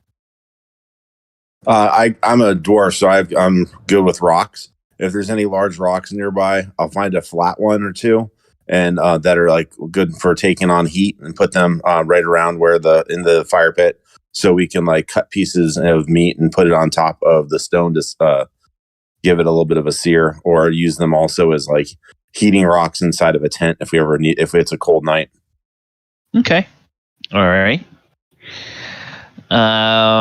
We'll say maybe there's another 20 minutes goes by as you get the fire built up, and you can see the first stars in the sky above as you get ready to light the fire. Now, I'm going to say that since this is dry wood, and since you have a ranger, and since you also have a wizard, I'm going to say that getting the fire actually lit is not going to be a chore, because the ranger would know how to build the kindling up.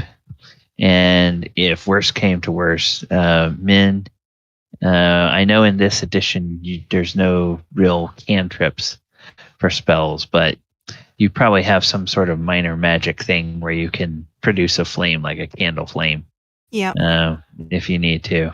And you can light that to the kindling if the flint and steel is not working for anybody. Sounds good. All right. So, within just a few minutes, you get that fire going, and some flames are merrily starting to dance in the fire pit there. And Arcturus, you see this, and then you also notice about the same time that the fire gets started, you notice off in that direction over there, there's the sound of people coming through the woods. And as you look, you see it's several gnolls, and it's Archimedes, and they have a carcass of a deer that they have slung between a couple of poles. And the two of the gnolls have large sacks that they're leather sacks, and they look like they are stained as though with something wet. And those sacks are kind of bulging and at the hips of the gnolls as they're walking back, bringing this deer along.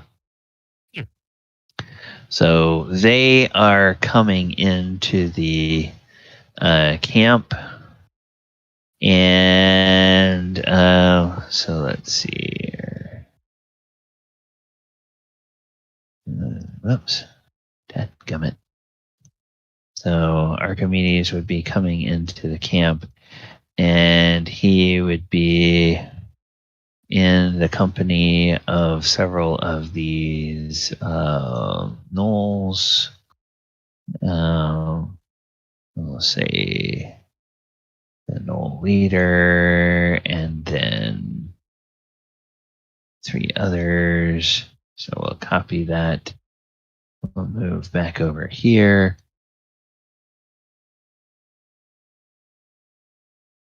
All right, so they're coming along kind of in this little formation, and they've got a deer with them that they are bringing. And so now we have almost everybody kind of back at the camp. But looks like we're still missing Talon.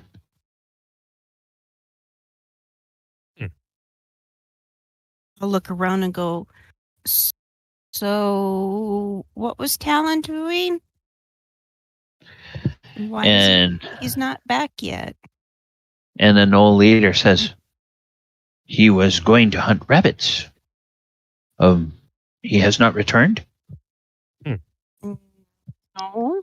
Oh no, we should have gone in pair. Is it too dark for me to try and track him? Which way he went? What race are you?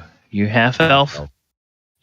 No, it's not dark like a cave. It's dark evening. So there's starlight in there. Let me just roll a dice here. Full moon. A die. It's a 3/4 moon, so you do have some moonlight. You do have some moonlight. Okay. Yeah, I mean, I've got the tracking proficiency, so I want to see if I can. If you want, I can accompany you. If he is in a dangerous situation. And the Gnoll leader will look over at Arcturus and we'll see all of the metal. And then we'll look at Nico with a little bit of concern. And we'll look back at Arcturus and we'll look back at Nico. Nico will look at the Gnoll leader and be like, "You can just send someone back to get us if there's an issue."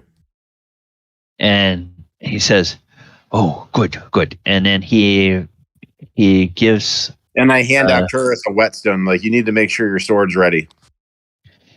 Opening my thought. He gives some orders in Gnoll to a couple of the Gnolls, and these two guys break off, and they come over and they get near Quint.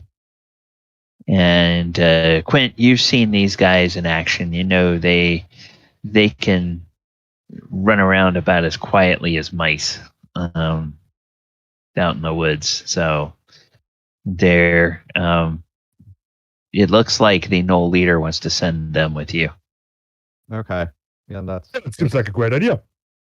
Yeah. So we can always send one of them back if we have any real danger. Yep. So I'll just kind of start looking the last place I saw Talon and see if I can see which way he took off from there. Okay, Follow him. He's the tracker. Yeah. I have my grip on my sword. Let's take a look at. Okay, yeah. Go ahead and make a tracking check, Quint. Okay. Oh, okay. You already did. All right.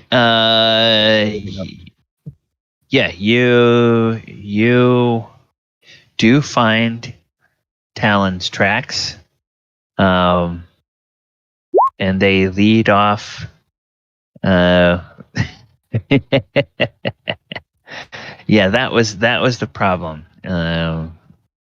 Talon went off without his spear and magic helmet. That was exactly. Spear and magic helmet.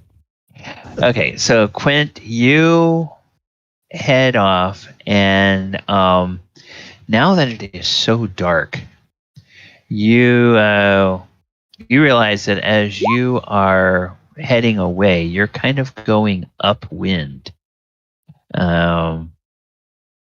You're going upwind from your campfire. So, is that correct? Yes. Upwind means the wind is blowing into you, and then it is blowing into your camp. So, Okay. yeah, and then it's blowing the smoke back the other way. So you go maybe a couple of 100 yards, and you notice a smell. And about the same time you notice it, a Gnoll hand taps you on your shoulder and points to its nose and kind of does this little wrinkly thing with its nose and then points ahead.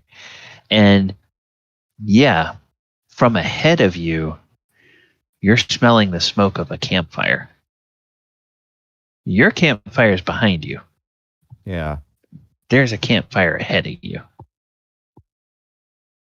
Well, do I see Talon's trail? Am I still following that? Yeah, it goes up to a certain area, and it looks like he was there for a little bit, and then he kind of broke off and went a different direction for a little bit, but then it starts to take off and starts to head towards this campfire. So he, and it's almost like he was making a beeline towards this campfire. Can I send one of the Gnolls back and have them inform everybody else that I'm on Talon's trail and let them know that there is a campfire up ahead somewhere? Yeah, How far is the through. vampire away? Well, you guys don't know that yet. You guys don't know that they found that yet. But yeah, through with him.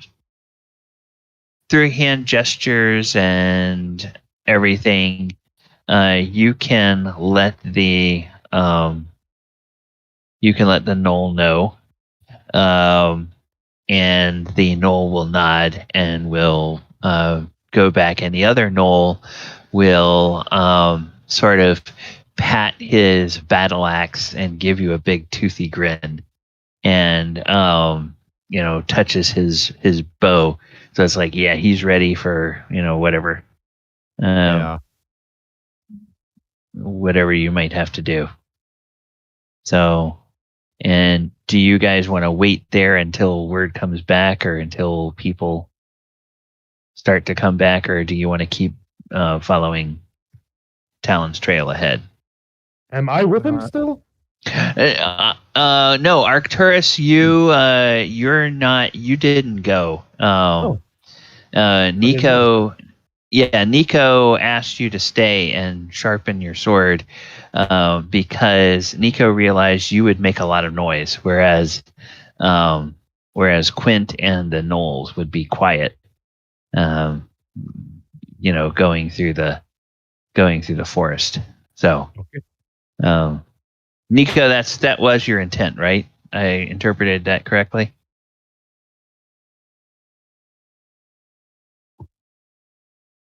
Yeah, that was correct. I wanted to distract the paladin instead of letting the big people in heavy metal armor give the Gnoll chief a heart attack. Yeah. Okay. All right. So yeah, he probably as you realized that the ranger was going off, and you thought, oh, I should go with them, he would have pulled you aside and said, oh, no, let them go. They're quiet. We're loud and noisy in our clanky armor. They're quiet. They'll let us. I would talk about that later. Reasons not to go get in a fight aren't going to work, but reminding him to get his equipment ready for a fight might distract him. Ah, okay. All right. That's pretty good reasoning. Okay. I think the Gnoll. Go ahead. I think we'll move slowly and quietly. Follow that trail, because we don't know if Talon's maybe caught, hurt, trapped, what's going on with him. So we'll move slowly and quietly, and that will give the Gnoll that went back to camp a little time, because I assume he'll be moving pretty quickly and quietly. Yeah.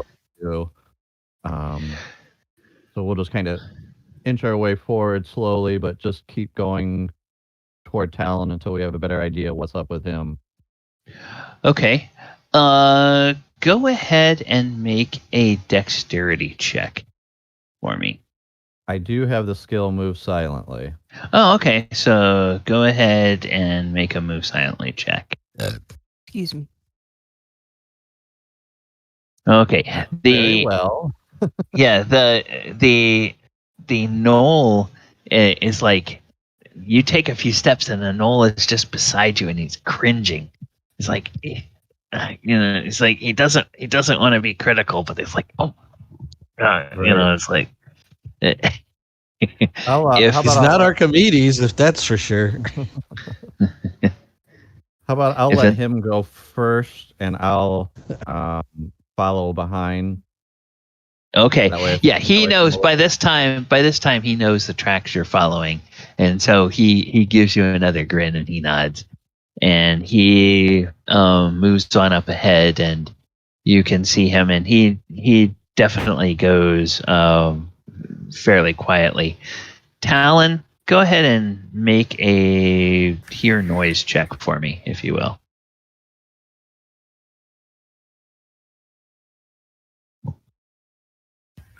Okay. Oh, I didn't hear okay. Yeah. All right. Before you, while you're sitting there, nestled down in the little place you have found for yourself, you're still hearing the occasional laughter and voices from that camp that you know is over there. And now that fire has burned up a little brighter now that it's gotten quite dark. And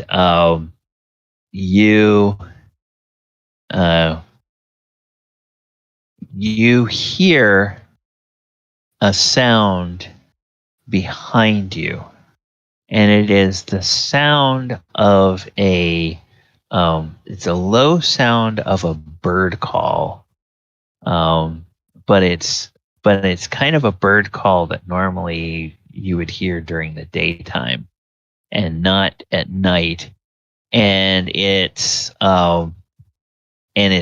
quiet. It's loud enough you can hear it, but you don't think that sound would carry very far.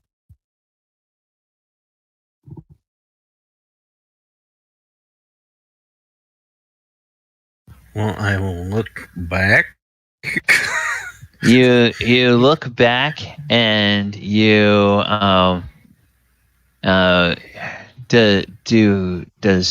does your halfling No. have dark vision? No. Okay.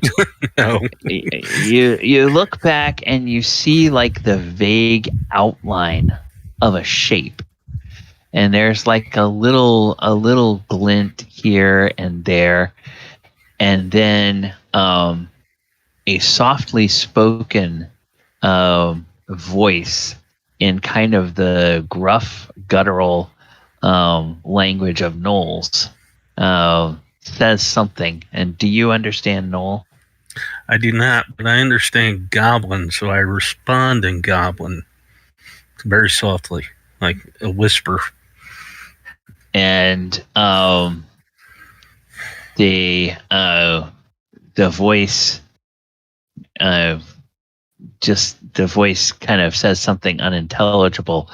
Quint, the Gnoll in front of you, turns around, looks at you, and gives you a big grin and points and nods, like he's found him. And then he steps aside a little bit, and you can see maybe 15 feet in front of where the Gnoll is the little shape of Talon, all nestled down, looking for all the world, kind of like a hunter waiting on prey to come by. He doesn't see, he's not hurt, he's not injured, he's not stalking something, but it's just kind of like a hunter in a little blind, just waiting. I'll move slowly up to him and ask him if he had a good nap. Oh, I haven't been sleeping. I'm waiting. I'll ask him what he sees or what he knows. There's at least 5 to 7 bandits up that around that fire. I'm waiting for them to pass out. They're drinking brandy. And then I'm gonna go kill them. Do you want some help with that? Sure, but my dietary recollections. I'm a man of nature. Everybody's got to eat. I do have a bit of larceny in my heart too. Well, how many do you think we need to do this? Do we want? Because I sent one Gnoll back for the rest of the party. I don't know how far behind they are. Some of them will be kind of loud. Oh yeah, we don't need them too loud. Clankety clanks. They'll ruin everything. Because my plan is to let them fall asleep, creep in there, and slit their throats in their sleep. I don't know that the holy men will go for that, so... Yeah, I know. That's why they need to stay away. The Gnolls will understand. Yeah, maybe we could just have the Gnolls help. They could move pretty quietly. I don't know. You want anybody else besides them? Some of the Gnolls? It's going to be rough when one of the Gnolls is already headed back to get us. Men might be handy, if that's really men. Whoever that is. The witch. I've seen the spirit of the cat in her eye, so I think that's still Mim. I'm still not convinced. Which That, yeah, that's fine. I mean, if they're asleep, if we've got enough, we could go 1-on-1 and then everybody at the same time, and then they won't wake up. So Sounds good. all right, if you want to wait here, I can head back with this Gnoll and update everybody what's going on. I'd tell them what we're thinking, to have the Gnolls help us ambush some people since they can see in the dark, and the others can. I can bring Min too in case we need her magic, and the others can guard our campfire and our tents in case there's anybody we don't know about in the area. Sounds good. Okay. All right. So I saw a question in the Roll20 chat, and to answer your question, the group of them, the three of them left. Quint and the two Gnolls left, and it was about 20 minutes later that one of the Gnolls comes running back to the camp. Running back as though carrying a message, not running back as though in a panic or anything, but is moving very swiftly and is coming. So probably most of the time that they spent was spent following the trail and going rather slowly, and this guy has now come running back to you. And he goes over to the Gnoll leader, and Archimedes, you can make out that he is saying, found little one discovered bandit camp. Friends wanted to go kill bandits. Oh. I perk up at hearing that. That's the Gnoll speaking, though. Yeah. I can understand Gnoll. He speaks Gnoll. Oh, okay, yeah. You speak Gnoll. Okay, so yeah, you would hear that. You would hear that told, and so as and I start as lazily making my way. yeah. I would tell him. He goes, wait, we're going to do this in a smart way. Yes, I would say that. I would think we would be the reserve. We need to secure here, and let the Nico was like, let the Gnolls take care of this also, and then we'll bring up the reserve on that. We can come up from the rear, but by the way, I've prepared a spell from Clang Adden to create silence for a 15-foot radius. So when we get it's one round per level. Forget how many levels it is. I have to look it up, but it's going to give us at least 5 minutes if it's 1 minute per round. It gives us at least 5 minutes of silence. So when we get close, I can cast silence on my Warhammer, and Arcturus and I can move without making any noise and be in reserve and close by, and just need the Gnolls to give us a signal for when to charge forward. Okay. Sounds good. Okay. Tactic, yeah. Wonderful. Then in that case, We'll have to prearrange with the Gnoll for a Gnoll to be moving about 20, and Min probably wants to not be inside the circle of silence, but them moving up ahead of us by about 20 feet. I've got dark vision. I can lead Arcturus, and then the two of us can be ready to charge as soon as it's necessary, and we won't make any noise whatsoever. Yeah. Okay. So you guys get yourselves sort of in order, and the Gnolls will get their group in order. Let me go over here. I think Archimedes would be in there also, since he's not really a silent type. He Okay. can't move silently, so I'd like to be in that circle of silence also. Okay. Yeah, anybody who wants to be in my circle of silence can be moving with us. But one of the gnolls should be at least 20 feet or so ahead of us so they can hear what's going on and give us a signal for when to spread out or do something. Okay. Like, we'll make it simple. One signal will be attack, like charge, and one signal will be stop and hold. Okay. And the Gnoll leader will communicate a signal to you, and it's an easily distinguished signal. And the DM is just going to tell you he gives you the signal for one, or he gives you the signal for the other. So, all right. So 1, 2, 3, 4, 5. Yep. All right. Okay. Good. So you have your group of 9 gnolls. You have you guys. For benefit of this upcoming thing, I am going to.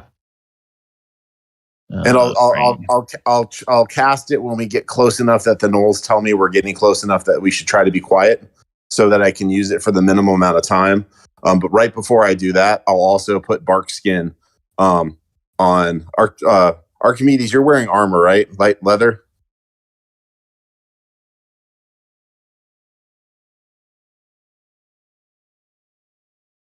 Hello, Bob. Yeah, no, I'm wearing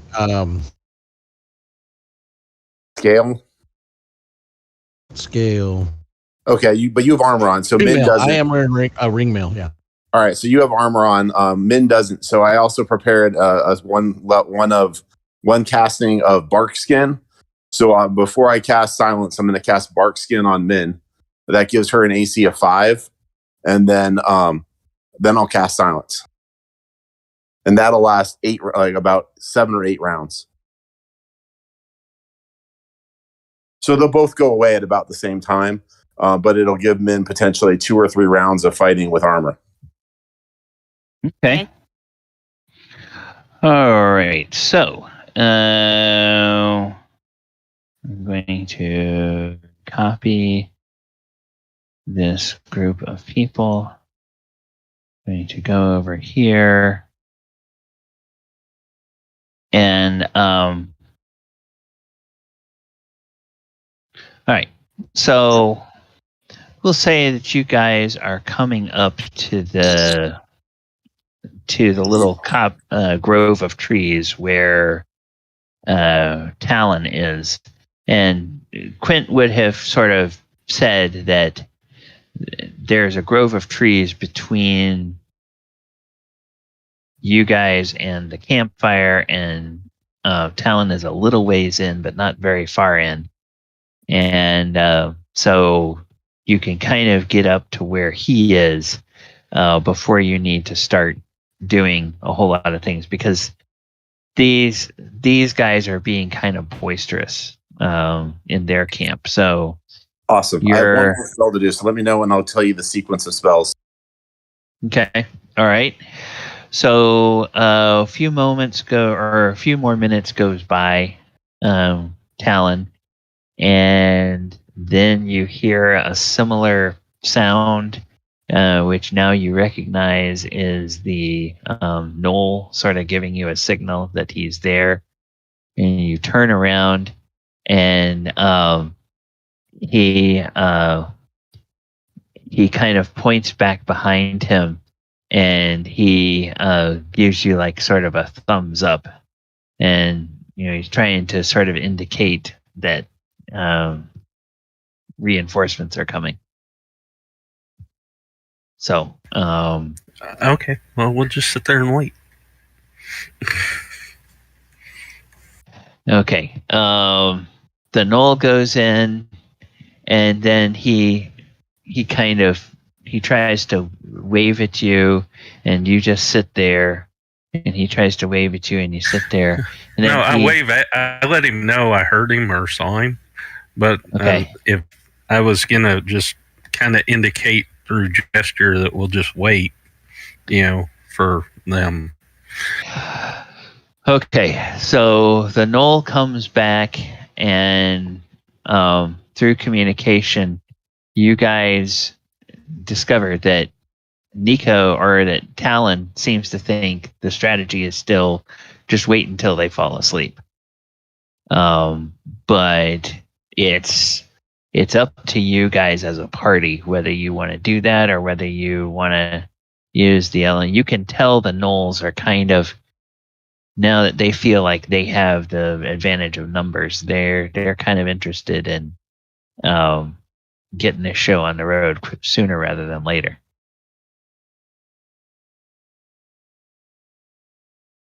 But they will definitely follow whatever you guys want to do.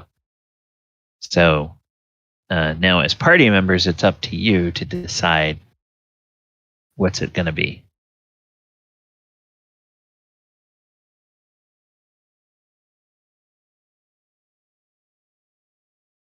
Okay, Archimedes, what do you want to do? Do you want to wait, or do you want to press the attack? I'd wait. Okay, Nico, what about you? I'm just waiting for the signal that we're going to attack because I don't know where they are. I can't tell how close we are to anything. So at this moment, our group I haven't cast any of the spells yet, correct? No, you haven't. So at this point, we're whispering. I'm like, I don't know where anything is or what's going on. So we should wait until we have an idea of what's happening. Yeah, we're on the stop signal right now. So Wait for the Nico to make the spell so we can go. Okay.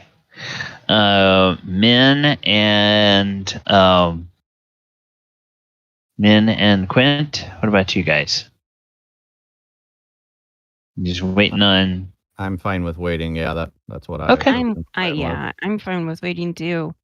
Okay. All right. So let's see. All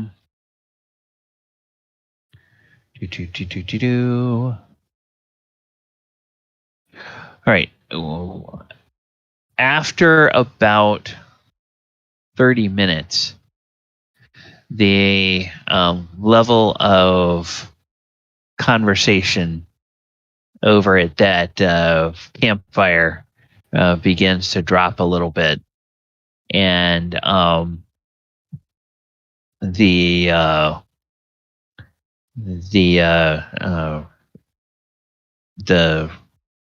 you can see through the trees the glow from that campfire begins to dim. It's not like it's being put out, but just like it's kind of burning down, and logs are not being replaced.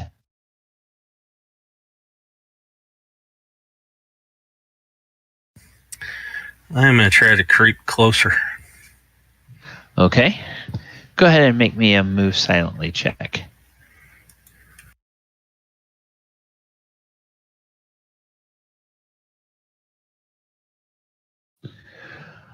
$45. Okay. You move up, maybe another 20 or 30 yards, and then you step on a brittle twig, and it goes snap. And I just winced. I'm just like, oh. When he started moving, did he tell the Gnoll he was with that he was going by himself, or did the Gnoll interpret that as anything? I didn't think I had a Gnoll with me at that point. Well, there would definitely be a Gnoll watching, and a Gnoll, if you didn't say anything to the Gnoll would indicate to everybody else that the halfling is moving, or the small one is moving. and All right, we I think that means gesture. I think it's about to be go time, so I'm going to start doing the prep spells. Okay, all right.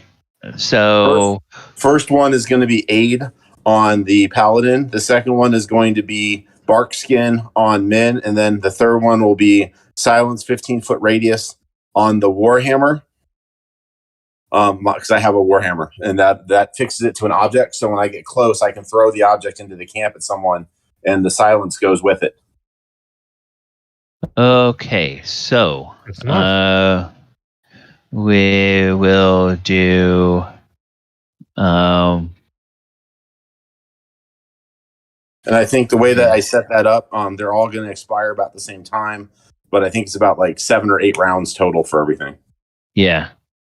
Okay, so we're going to do Aid on Min, and then what was the second one? Aid on Arcturus. Aid on Arcturus. Bark Skin on Min, and then Silence 15-foot radius on my Warhammer. The Aid, if you want to just roll it, or Arcturus can roll it. I forget the exact number of hit points. Had to move into another room for a minute with the baby. If someone wants to just look that up real fast and roll it for me. Okay, so let me do this. I'll go to spells, priest spells. Do. All right. Is that a?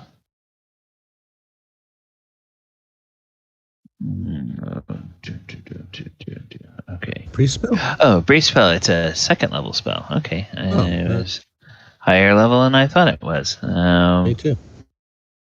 Would have thought that I first. I think in other levels it has gone first. Okay, 1 round plus 1 round per level. You get 1d8 additional hit points. So, roll Arcturus, roll a 1d8. Okay.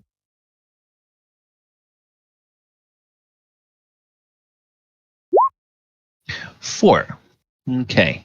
And what I'm going to do is I'm going to put this little green thing here, and I'm going to put a 4. And so Arcturus, that thing on your token means that you have an extra 4 hit points until the spell wears off, and those 4 hit points will get eaten up first. So if you take any damage, we'll take it off of those 4 before we take it off of your regular hit points. Okay. And then the last thing I need to do is I need to do an aura. And the aura is 15 feet on Nico. And Min's AC then is a 5, as if she was wearing armor, but she's not wearing any armor, plus whatever dex bonus she gets. Okay. Min, do you have a...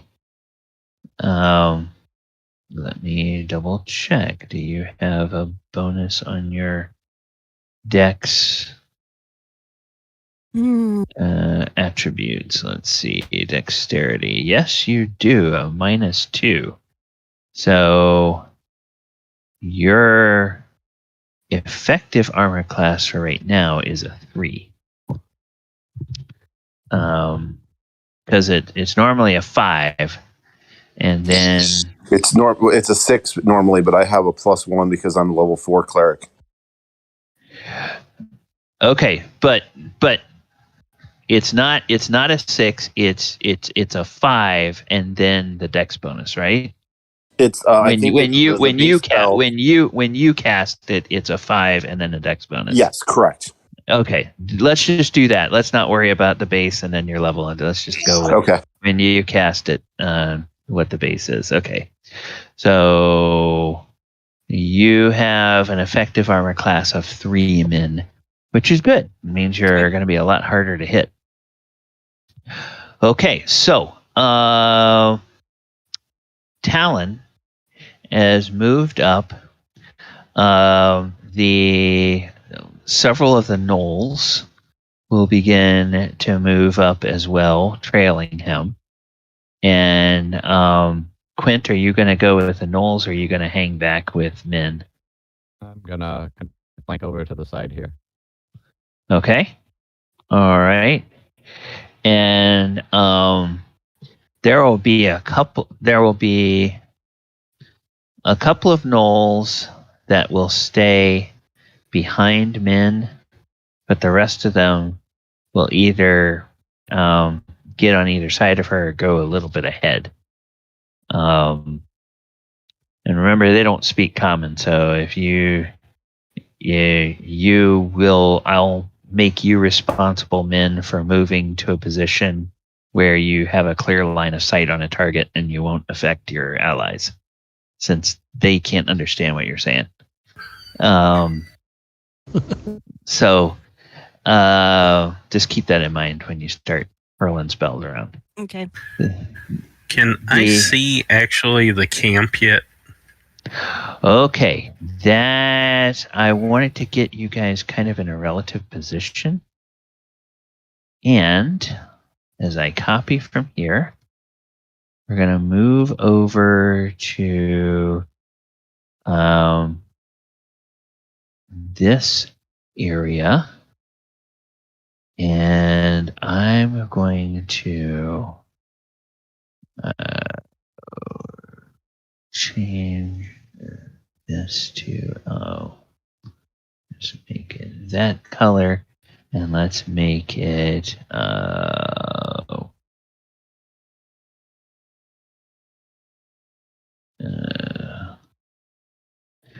okay, we'll make it that, and then I'm going to take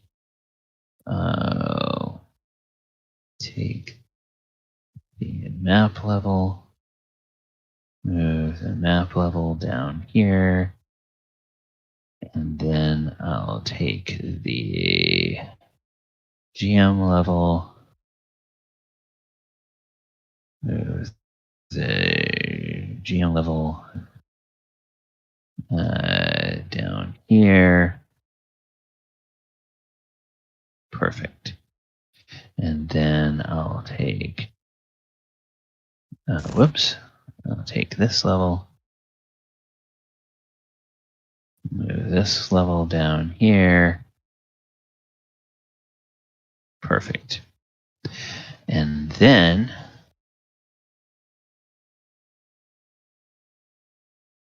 I'll put you guys over here. So now I can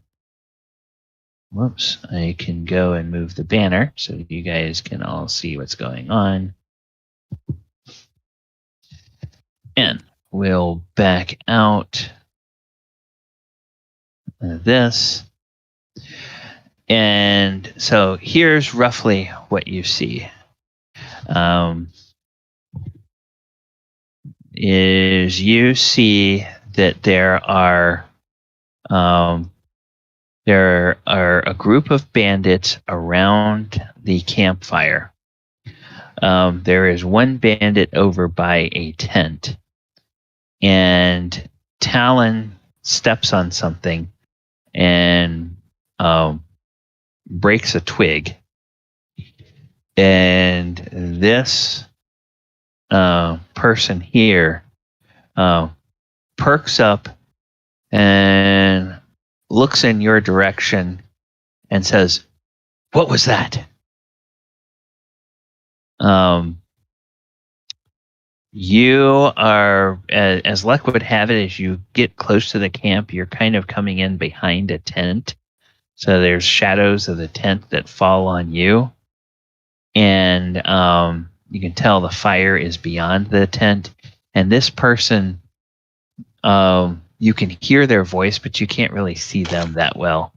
But it's clear they heard you. And after a minute, or after a few moments, you hear the sound of somebody standing up and footsteps starting to come in your direction, Talon. So what would you like to do?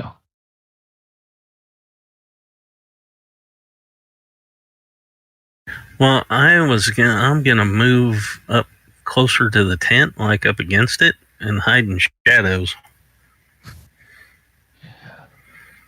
Okay. And then this person, okay, Quint, you're probably now close enough. Let me see. Let's do a. Yeah, what's your infravision in this at this edition? Is it 60 feet like it is? I And believe so. okay, yeah, Quint, you see a human, and this human is somebody who is this human is dressed in studded leather armor. And is carrying a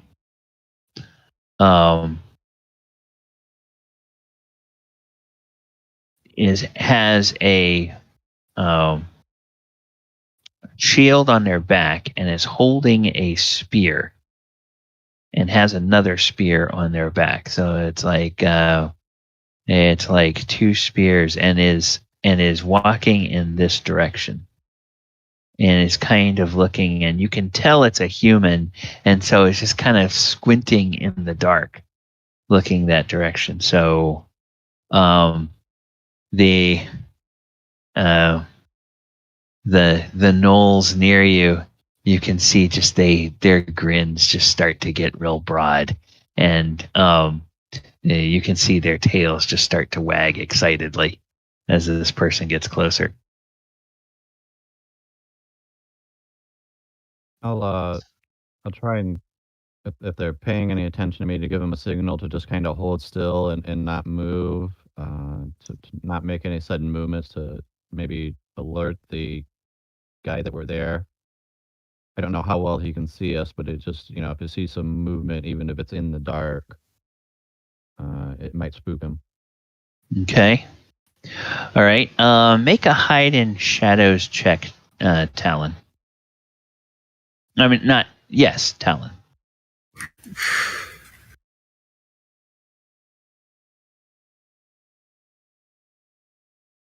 Okay. All right. For Nico, you are a dwarf. You have dark vision. And do you remember how you're about 65? It's the same as everyone. Okay, so you probably can't see Talon from right where you are. If you moved up 5 or 10 feet, you would be able to see it. We're moving forward because we think their attack is starting. Okay, well, you haven't heard a signal yet. Oh, we're not going to hear a signal. But did they give us, we had 2 signals, hold still or move. He gave us the move signal. Oh, they've been giving you the move signal. They're just now. Quint is trying to get their attention. So the. I'm watching Arcturus because I don't know at this point whether or not we're going to be able to restrain him once we get started. But yeah, I'm watching the Gnolls. But I'm also, if Arcturus is moving, I'm not going to let our brother in arms move forward on his own. The Gnoll. What? Go ahead. Who was trying to say something? I'm going to take my sword out. Okay. You pull your sword out. Quint, the Gnoll leader, is in a quandary. If he says something loud enough for Nico to hear the signal, Nico won't hear it. He has silence. Nico can't. Yeah, Nico can't hear anything. I got the signal that we're moving, so I thought we were the attack's happening. So I currently think we're progressing to attacks, and that's why Arcturus and I are starting to move forward. Min and Arcturus have their blessings on them, not blessed, but the spells, and we're advancing because at the current the signal was advanced. So we're okay, we're there. It's time to get in a fight. Yeah, Quint, out of the corner of your eye, your dark vision catches movement behind you, and you see Nico, Archimedes, and Arcturus still coming, and you think, oh yeah, they're in silence. They can't hear anything. So it looks like regardless of whether you want the Gnolls to wait or not,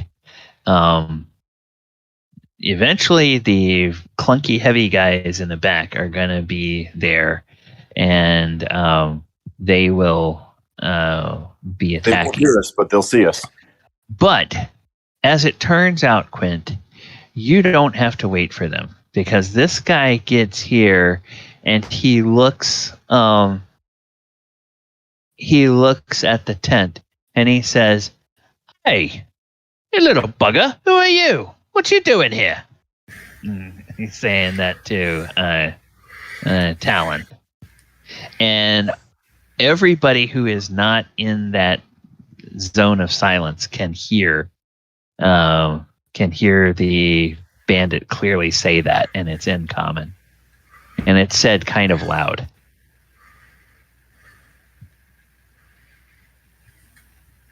So what would Talon do when he is challenged? What would Quint do when he hears that? What would Min do?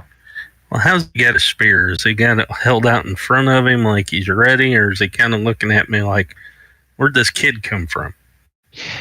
He's got the spear held like he was going to either jab it or throw it at somebody, but now that he sees you, he's looking at you like, where'd this kid come from? He doesn't seem like he's ready to, jab a spear into a child. Good. I'm gonna walk a little closer to him, kind of with my sword down by my side, a little behind me, and I'm gonna say, I'm a poor orphan and I wanted to be a bandit. Yeah. What? Where'd you come from? There's no villages around here. Did you follow us all the way from Nulb? Yep. Gods, what is this coming to? And Quint, you see that as this conversation is happening, you see that two of the Gnolls are pulling back bowstrings, and they are getting ready to launch arrows at this bandit. So what would Quint do?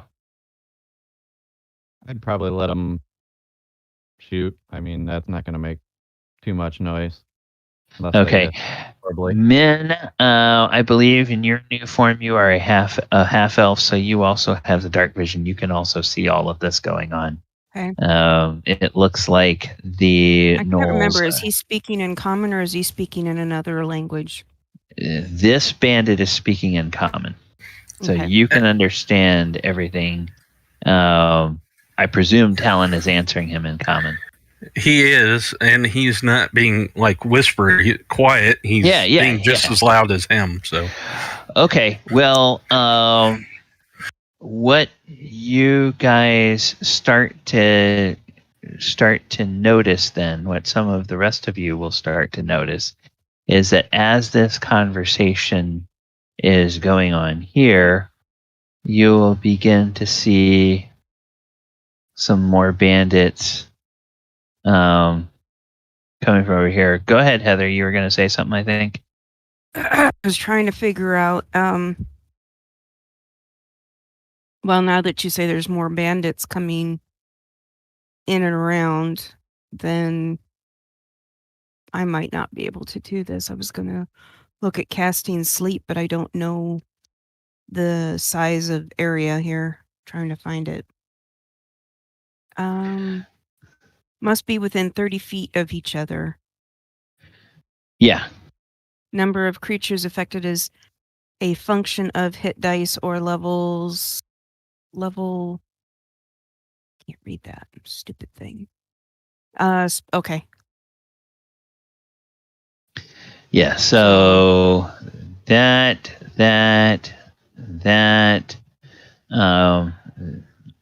Yeah. Now this guy is not within 30 feet of this guy or this guy. Mhm. And if you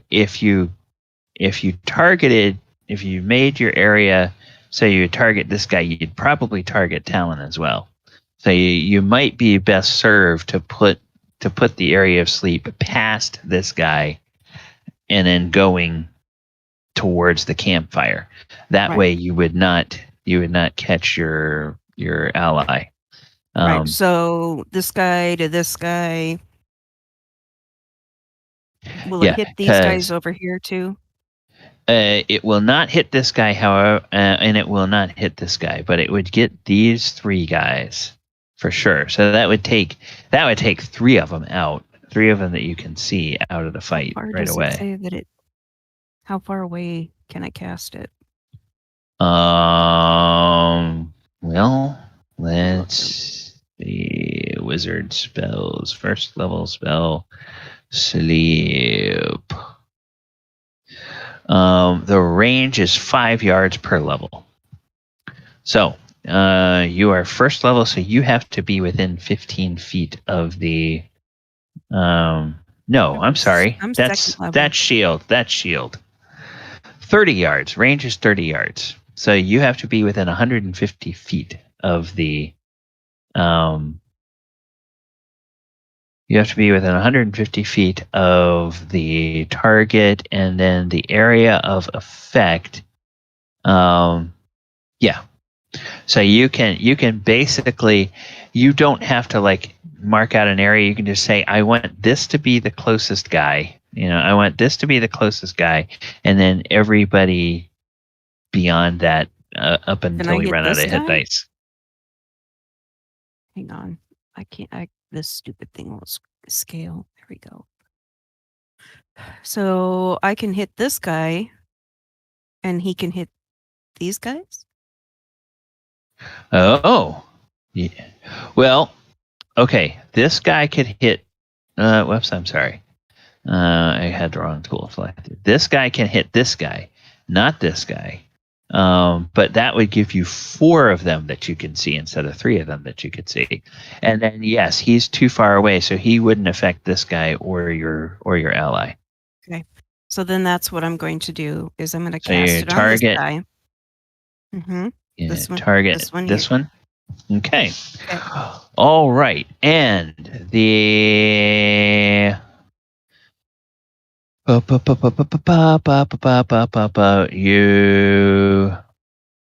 you roll 2d4, and that's the number of hit dice of creatures you affect.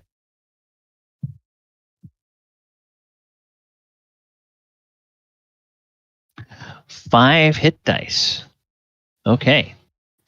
So,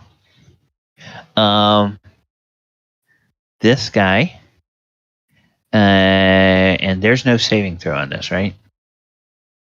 Let me post this here. Yeah, I don't think there's a saving throw, and they only wake up if they take damage or somebody takes an action to wake. Let's see here. Yeah, level, goal, type of effect, damage. Okay. Yeah, it doesn't. Ouch. Stupid thing. Yeah, saving throw none. Yep. Okay. So, Quint and Min both see 3 of these guys just sort of fall, or just they don't fall. They just, I guess they do fall. Well, they kind of like, I'm so sleepy. I'm just gonna sit down here and rest for a minute. Yeah, and this guy here, well, they're all humans, so this guy here, he probably doesn't know that his friend just fell asleep, because they're Talon's gonna go, Oh my God! What happened to them? It must be the witch. Actually, you don't have dark vision, so you would see the firelight reflecting off of these guys. So yeah, you would see them. Seriously, you're gonna say that? Fall over. Yeah. This, and then I'm gonna run behind him. Actually, this guy will turn and look and say, "Which? Where?" And then he says, "What?" And so you're running right into the path of where he's turning because he's looking this way. If you want to be behind I was gonna try to run this way, so when he turns, he's like when arrows start flying. Oh, okay. He's between me and them. Okay. Well, I think that constitutes. Let's everybody go ahead and roll some initiative. So, we will go ahead and get everyone on the board. And let me see. I'm gonna do. Select my token. And a turn for this guy, and then we will add a turn for this guy. Then we'll add a yes because we'll add a turn for that guy. Okay. Right. Okay. We will do that. And then I need to get their character sheet. And I need to get their character sheet.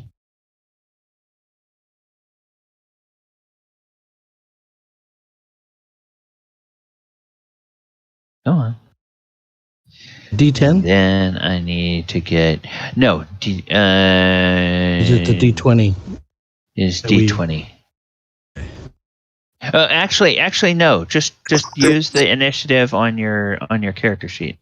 Okay.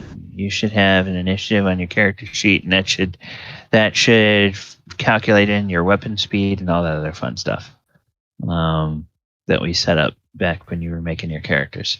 Right. All right. So and then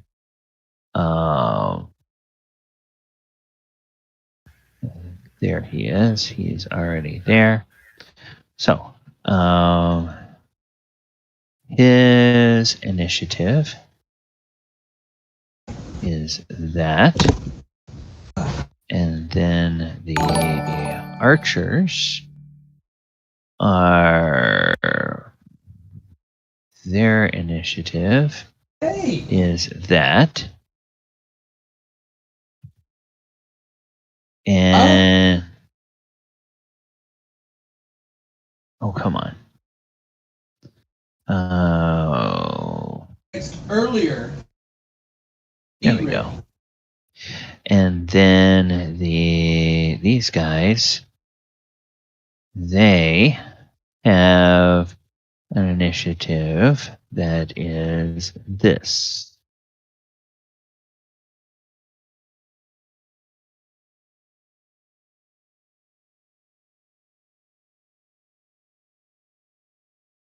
Okay. And then we put that into ascending order, which, oh wow, okay. So, Min, your spell basically goes off before everybody has initiative, but you wound up getting initiative. Oh, and I did not put the Gnolls on yet. I know they are not gonna be. I hate to bring this up since it's almost quitting time, and Yeah. Archimedes had to leave. Okay. Maybe I should call it the pause at the right here and take it up next week. Yeah, I think we will. I think we'll go ahead and do that. I just want to make sure I get the Gnolls on the board. So I'll add them to the initiative list. Add a turn for them. And then add a turn for him. And put him on here. All right, and we will. Come on, you stupid thing.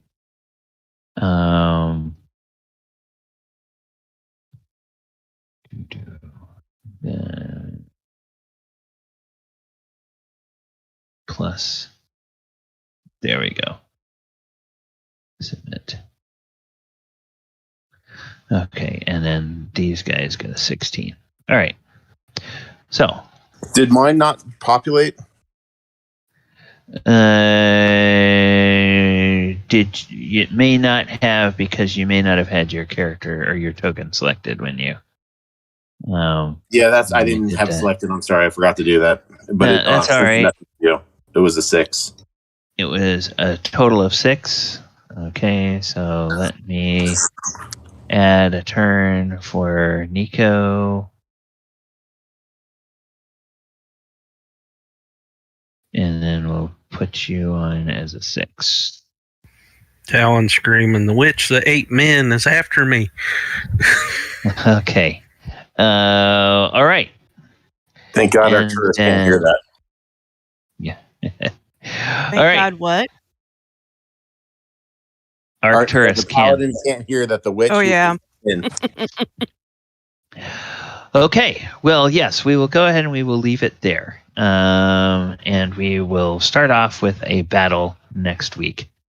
And so thank you guys for coming out and playing, and viewers, thank you for joining us.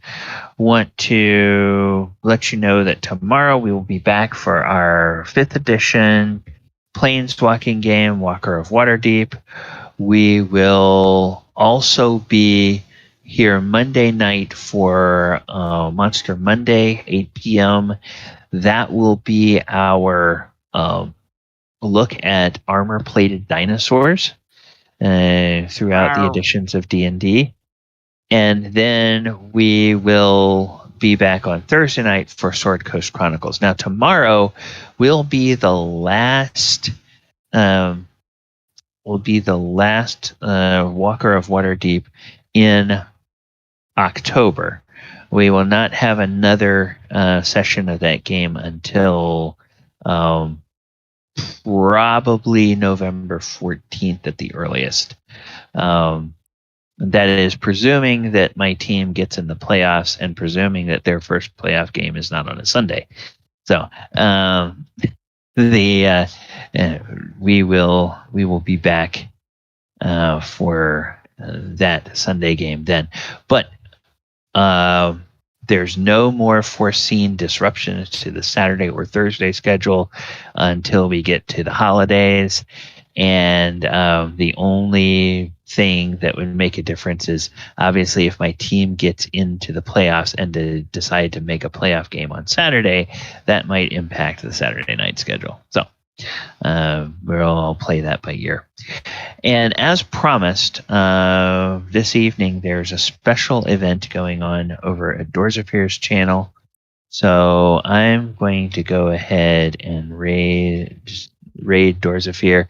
A fellow streamer friend of his passed away last week, and so he and a few other people are doing a stream kind of in his honor with some of the favorite games that their buddy played. So we're going to go ahead and raid that, and if you want to check it out and join in with that. So the rest of you, we'll see you all next week.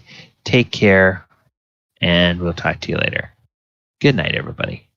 Bye.